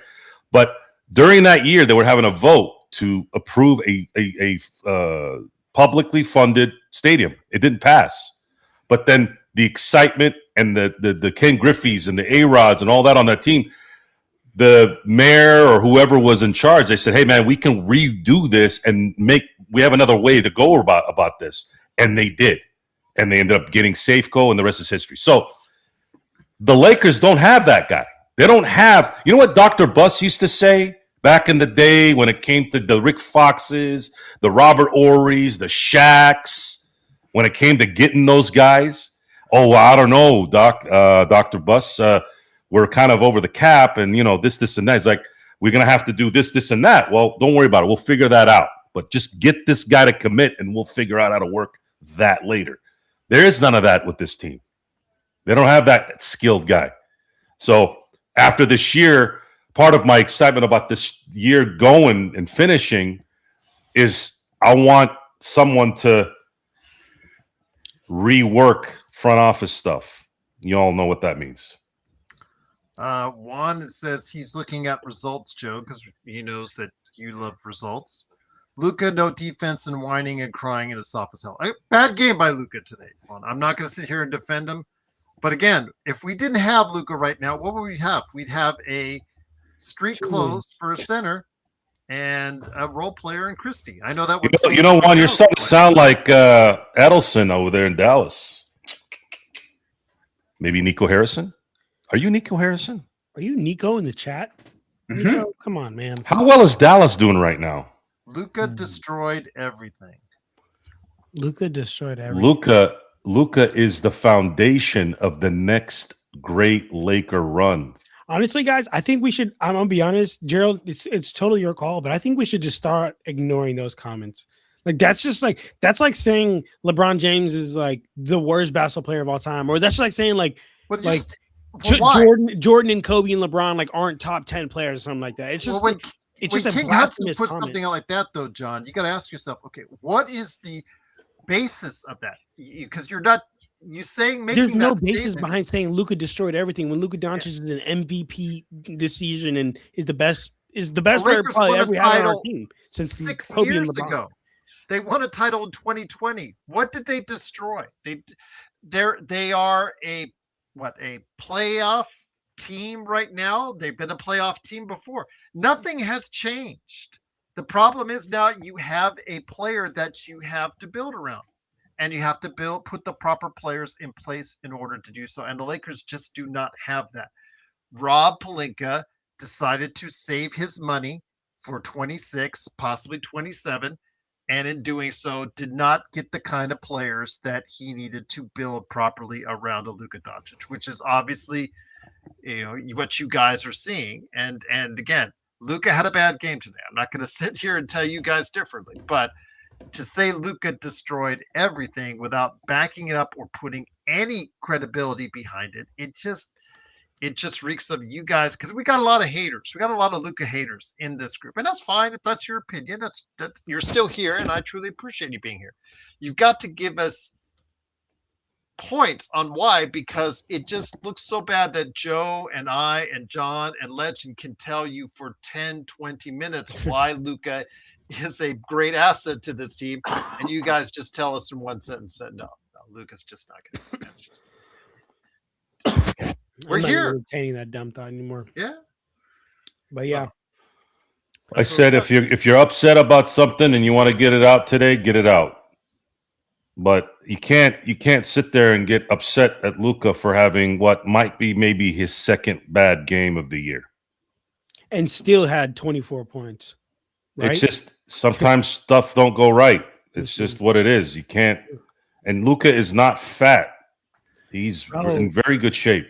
That shit is so annoying. In fact, I think he's injured and he's been playing through it.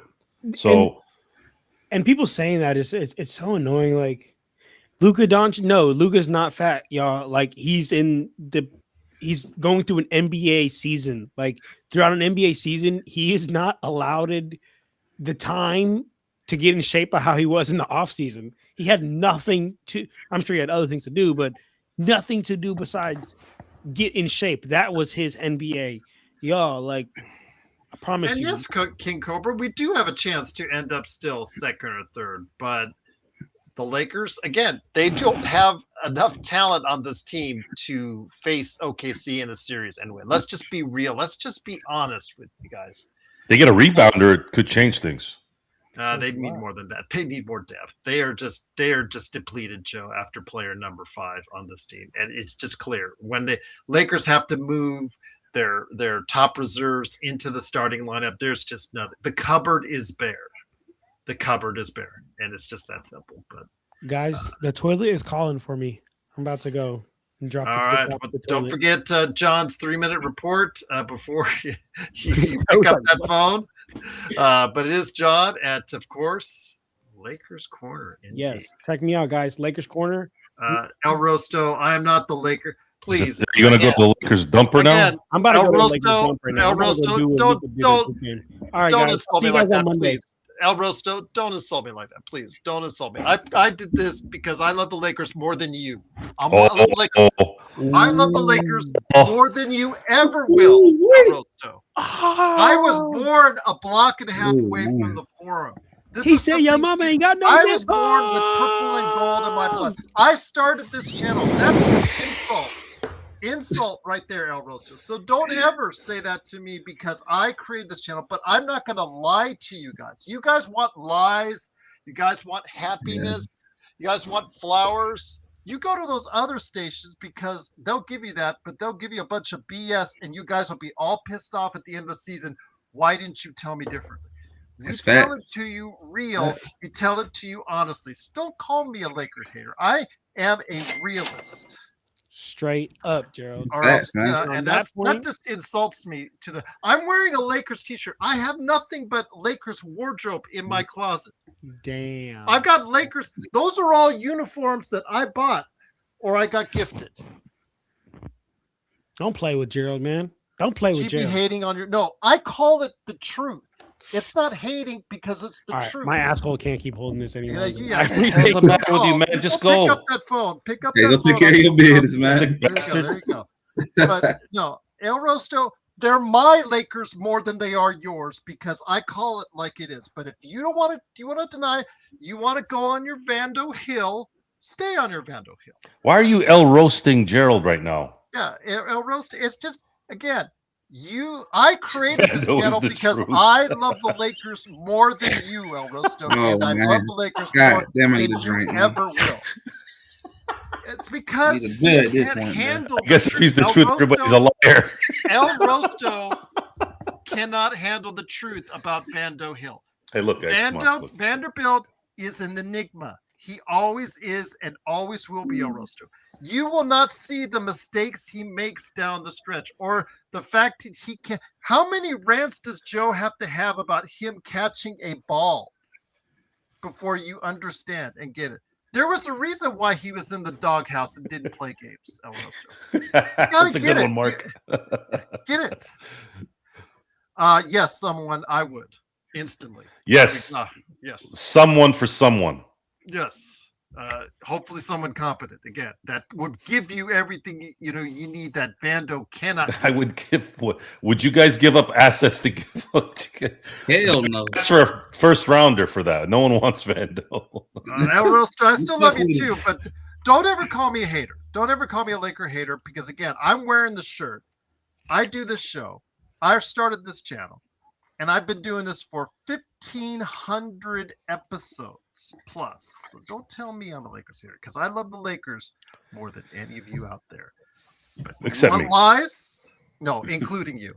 Especially including you. Because you even said the Steelers are your favorite team. Yeah, you said the Steelers are your favorite team. I love the Lakers more than anything.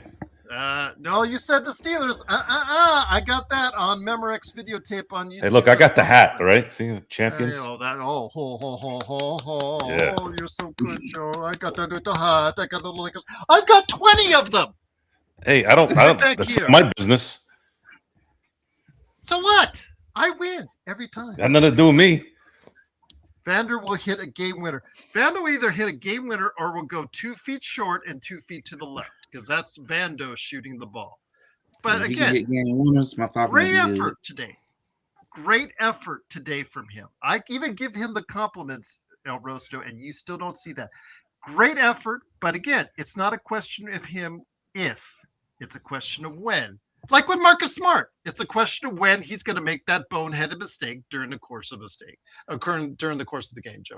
We've said this before. It's always a question of when. It's not if. And it happened. He dropped the ball out of bounds. He had the ball on an offensive rebound and he dropped it out of bounds. But it's not just him. Okay, that's one play. LeBron, 2 plays down the stretch, didn't execute. The Lakers, for once, didn't execute down the stretch, and it cost them. But Rodell says, they didn't lose the game in the first half. Well, when you're constantly down like the Lakers are in the first half, guys, eventually it's kind of bite you in the ass. And today it did. Actually, they did lose in the first half. They were outscored 37-27 in the second quarter. In that second quarter, yeah. But Rodell says, the beacon. I think Rodell lives in a place somewhere. I don't know where, but where maybe he talks and everyone just says, that happens. Yeah, because people are not confrontational. They'll just nod and yeah. Mm-hmm. And maybe he's used to that environment. He's not used to somebody coming in saying, wait, what was that? What did you say? What? Wait, you said this and then you said this. Well, which one is it? You can't have both.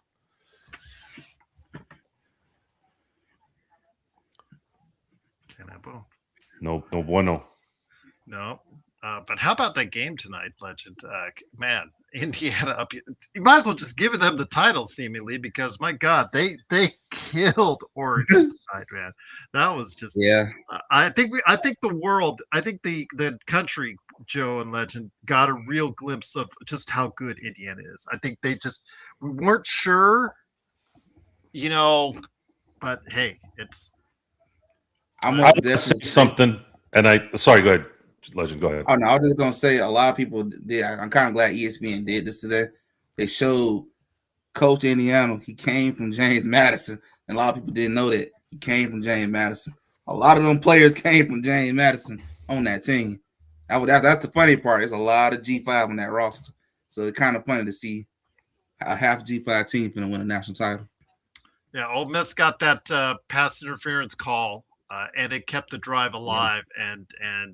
Yeah, I feel bad because I really wanted Ole Miss to win. I like that story, especially after Lane Kiffin hung them out to dry. I felt bad for them on that one. Yeah. I really did. I felt bad because it became a possession at the last second win, which happens in the NFL a lot.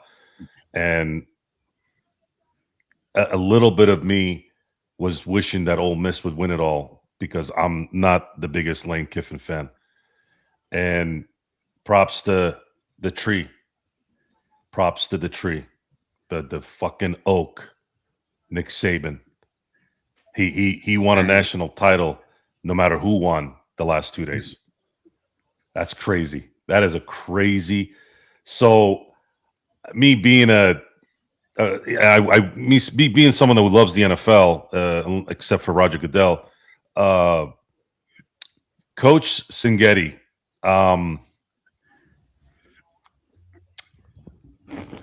I am very, very curious on when Alabama's going to be calling him.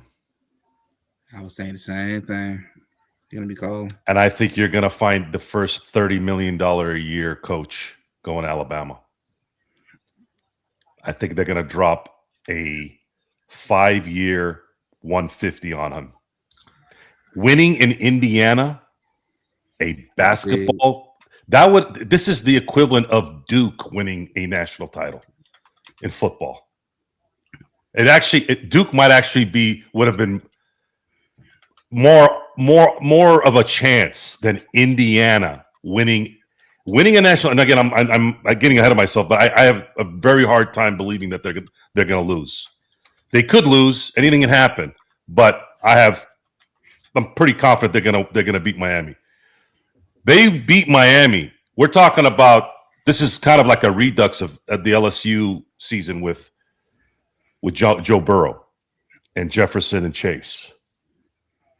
But that's the thing, is those guys had Burrow, which Mendoza looks like he's going that way, but this team didn't have a Chase or a Jefferson. So it's just amazing. And these guys they beat everyone. Oregon is a good football team. They beat Ohio State. I mean, they beat everyone. Indiana beat everyone. You don't see this in football. You just don't see it. So if they win next week, I'm telling you right now, it might not happen next year, but I have a very good feeling that he is going to get a call from Alabama. And I bet you Alabama's going to ask Nick Saban to talk to him. I never thought Indiana was about to be national champions. Never. Again, Duke. If you had come to me before the beginning of the year and said, well, actually not the beginning of the year, because I knew Indiana would be a good team, but not like this. But then again, let's say at the beginning of the year, if you had said, all right, Joe, without knowing anything about what's going on in Indiana, right? Who's likely to win a championship in football? And I'm like, what do you mean? Are you talking about Indiana and Duke? Are you talking about basketball or football? No, football. Oh, Duke. I picked Duke.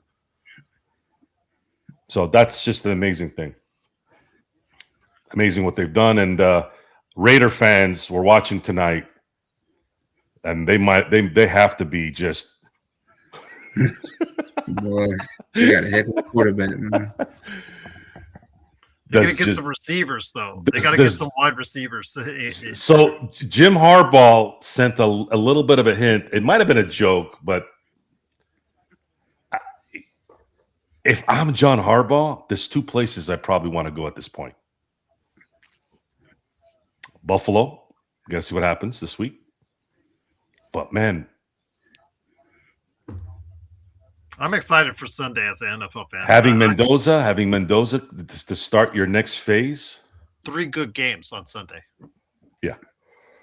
Really I wish Goodell didn't fuck up the Saturday-Sunday thing for the playoffs. He has to have a fucking game on Monday. I still am. Joe, don't even. I went off on a rant on Inside Sports Fantasy Football on, again, my yearly rant on how an 8-9 team, or back in the day, 8-8 team legend, and Joe, 8-9 team Carolina. How are they?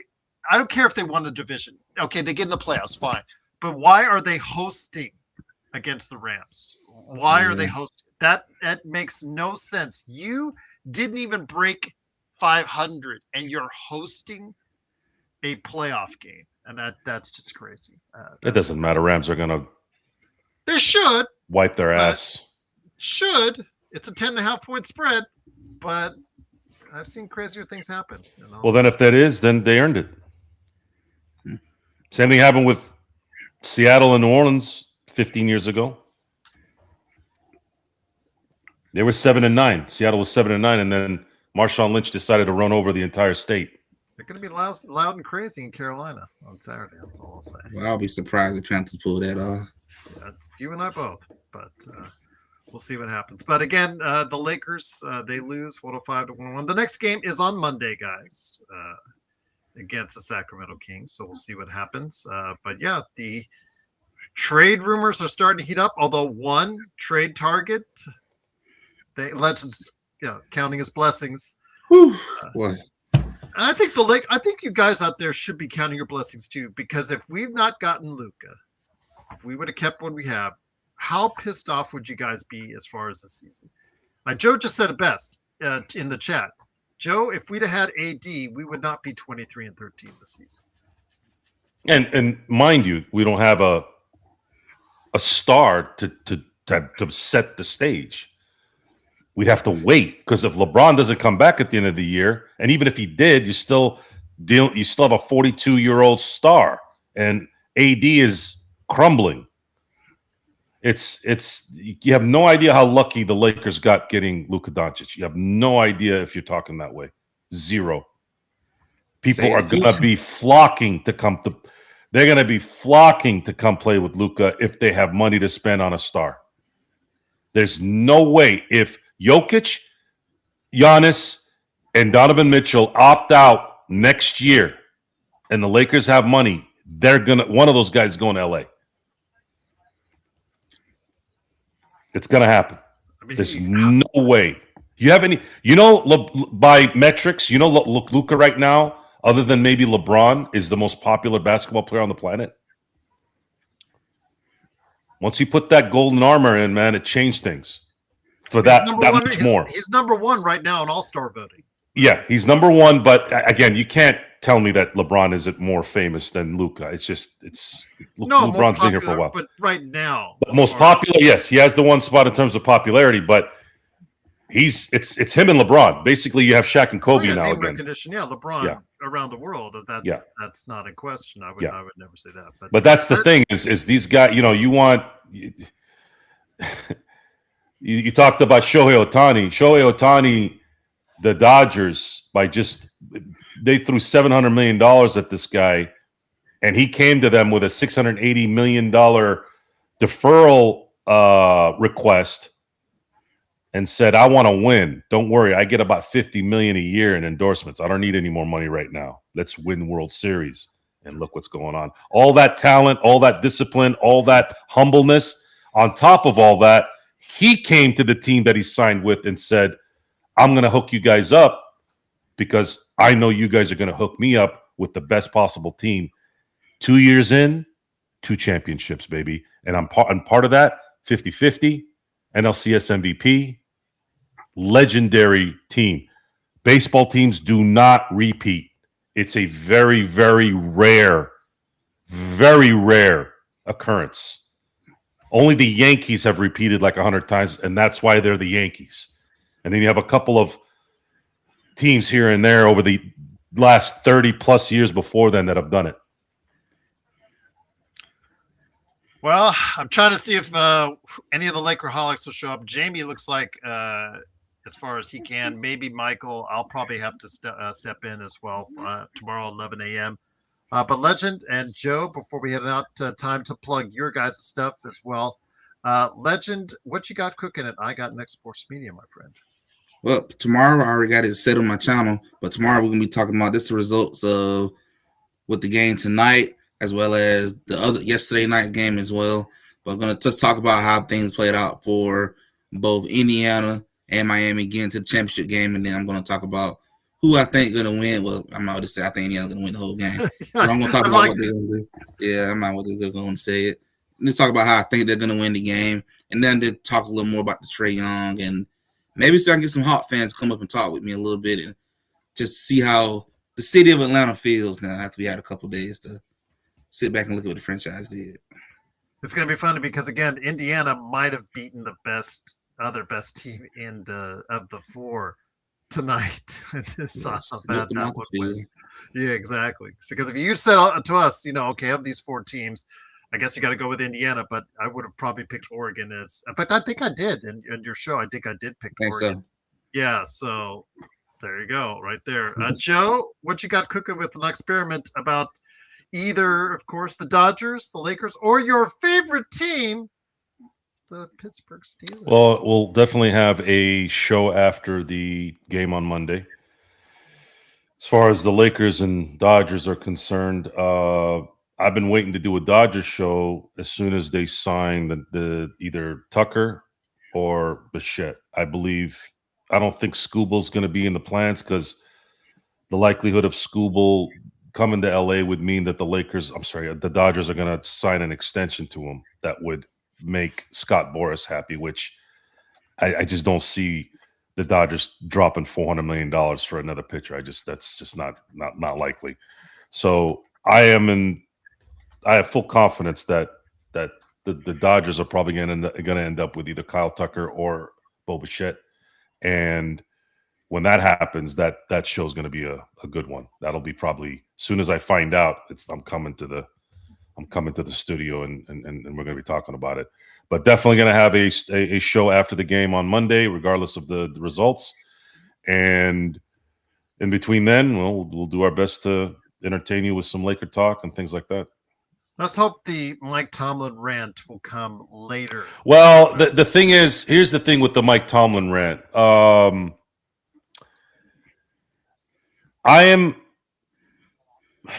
It's weird how eerily it's weird how this happened at the same time.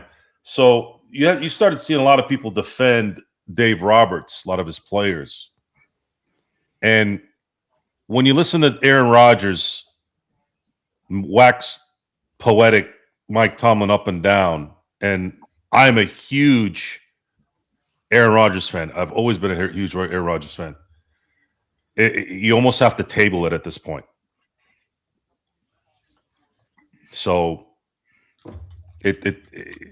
I want Aaron Rodgers back regardless of the results of this playoff run. I wish we would have gotten him at 36. Man, it would have been nice to have him for 4 or 5 years. I feel like that guy would have won us a Super Bowl. There's still a chance this year if things play out right, but I don't know. But Aaron Rodgers seems to love Mike Tomlin, and if that's the case, then that's enough for me. Well, there you go. You were proven, I don't want to say you were proven wrong, but you were proven after all those Dave Roberts rants that maybe you should have more patience with Dave Roberts. I wasn't proven wrong. Goes for Mike Tomlin as well? Just say more patience with those guys. I'm going strictly by what Aaron Rodgers is saying. Okay. And unfortunately, in the history of support for coaches and things like that, that doesn't always, just because you're a great player doesn't always mean you know what the hell you're doing, i.e. Magic Johnson, i.e. Michael Jordan. We talked about this before. Just because those guys are great players doesn't mean they know how to coach or run a team. It's a different beast.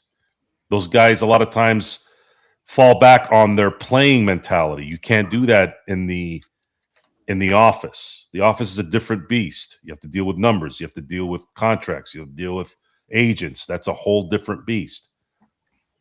That's why Jerry West, when we talk about greatest Lakers of all time, Jerry West was similar to Larry Bird in that they never sucked at anything they did.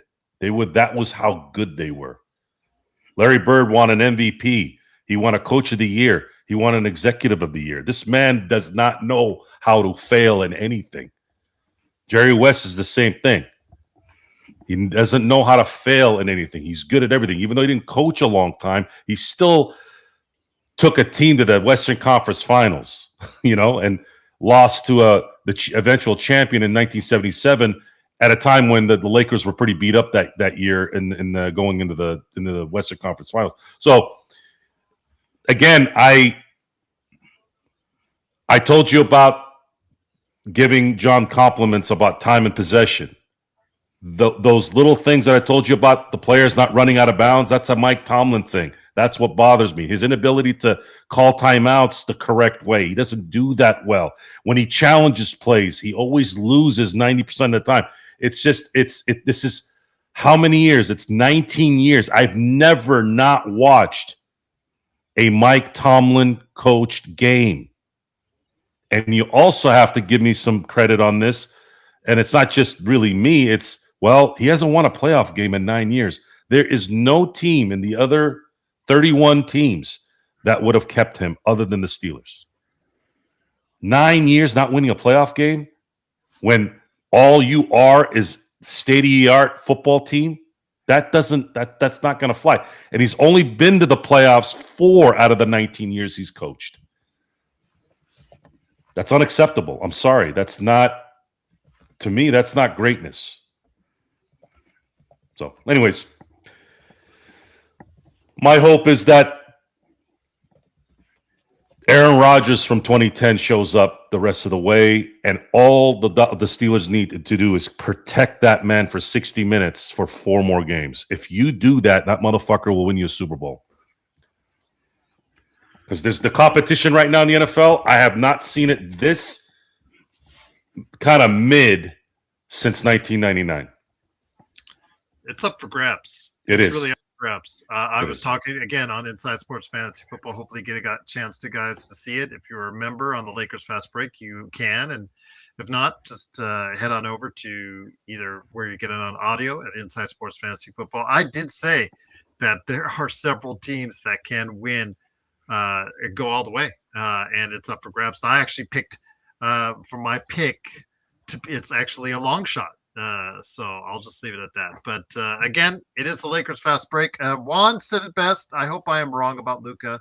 I know he said a lot of things during the show, very heated. I understand. And again, he had a terrible game today. But if he doesn't take care of himself, his body, and plays no defense, he says we will never win. And we'll see. Again, he does have to commit to certain things. Obviously, in a title run, he'll have to play at least one or two, or make 1 or 2 crucial defensive plays, or make those plays that superstars do at the end of games on either end of the ball. So it was also up to this organization to put the right players around him in order to succeed as well. I think that's just as important. But please go ahead and support Legend at I Got Next Sports Media, and also as well Joe Soro at the Joe Soro Experiment. This is Gerald Glassford.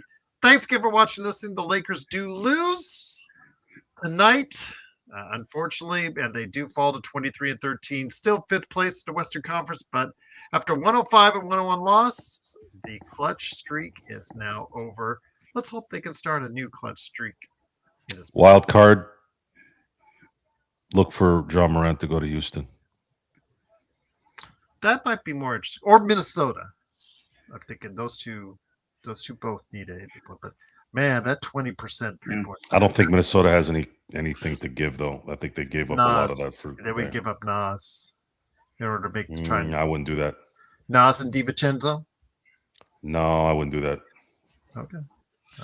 That 20% 3-point shooting, that just scares the hell out of me. I'm sorry. It's just open up the lane for him. Let him get to the basket. When you can't shoot from outside, make sure your best player can get to the basket. And but if they're going to get John Morant dunking on people, that's what you probably want him to do. But if you're playing 5 or 10 feet off of him, begging him to shoot, I think a lot of times the ego can help that player. Look, John Morant's very talented. I think he'd adjust, especially with the talent that he'd have around him in Houston, and the pressure wouldn't be all on him. Well, we'll see. Some guys are better as number 2s. I don't think Morant is proving that.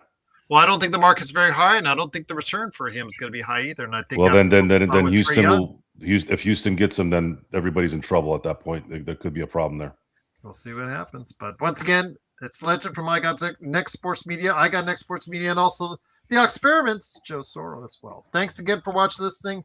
We'll be back tomorrow, I think. Well, I'm not 100% sure. I scheduled it, so it's up to the Lakerholics to fill it. So whether it's me with Jamie Sweet or the Lakerholics crew, somebody will be there, hopefully, at tomorrow, 11 a.m. And then, of course, we'll be back for the post game on Monday. The Lakers are in Sacramento. Will they find success against the Kings? Everybody else has. Legends team just did. So hopefully the Lakers will get back to their winning ways in Sacramento, and we'll find out right here on the Lakers Fast Break podcast.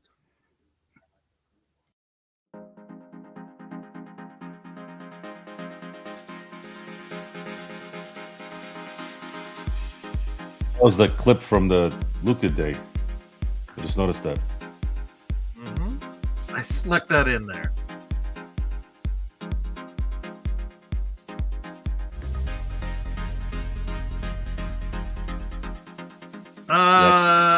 got a bigger tattoo somewhere, but I won't say where. Right in his butt.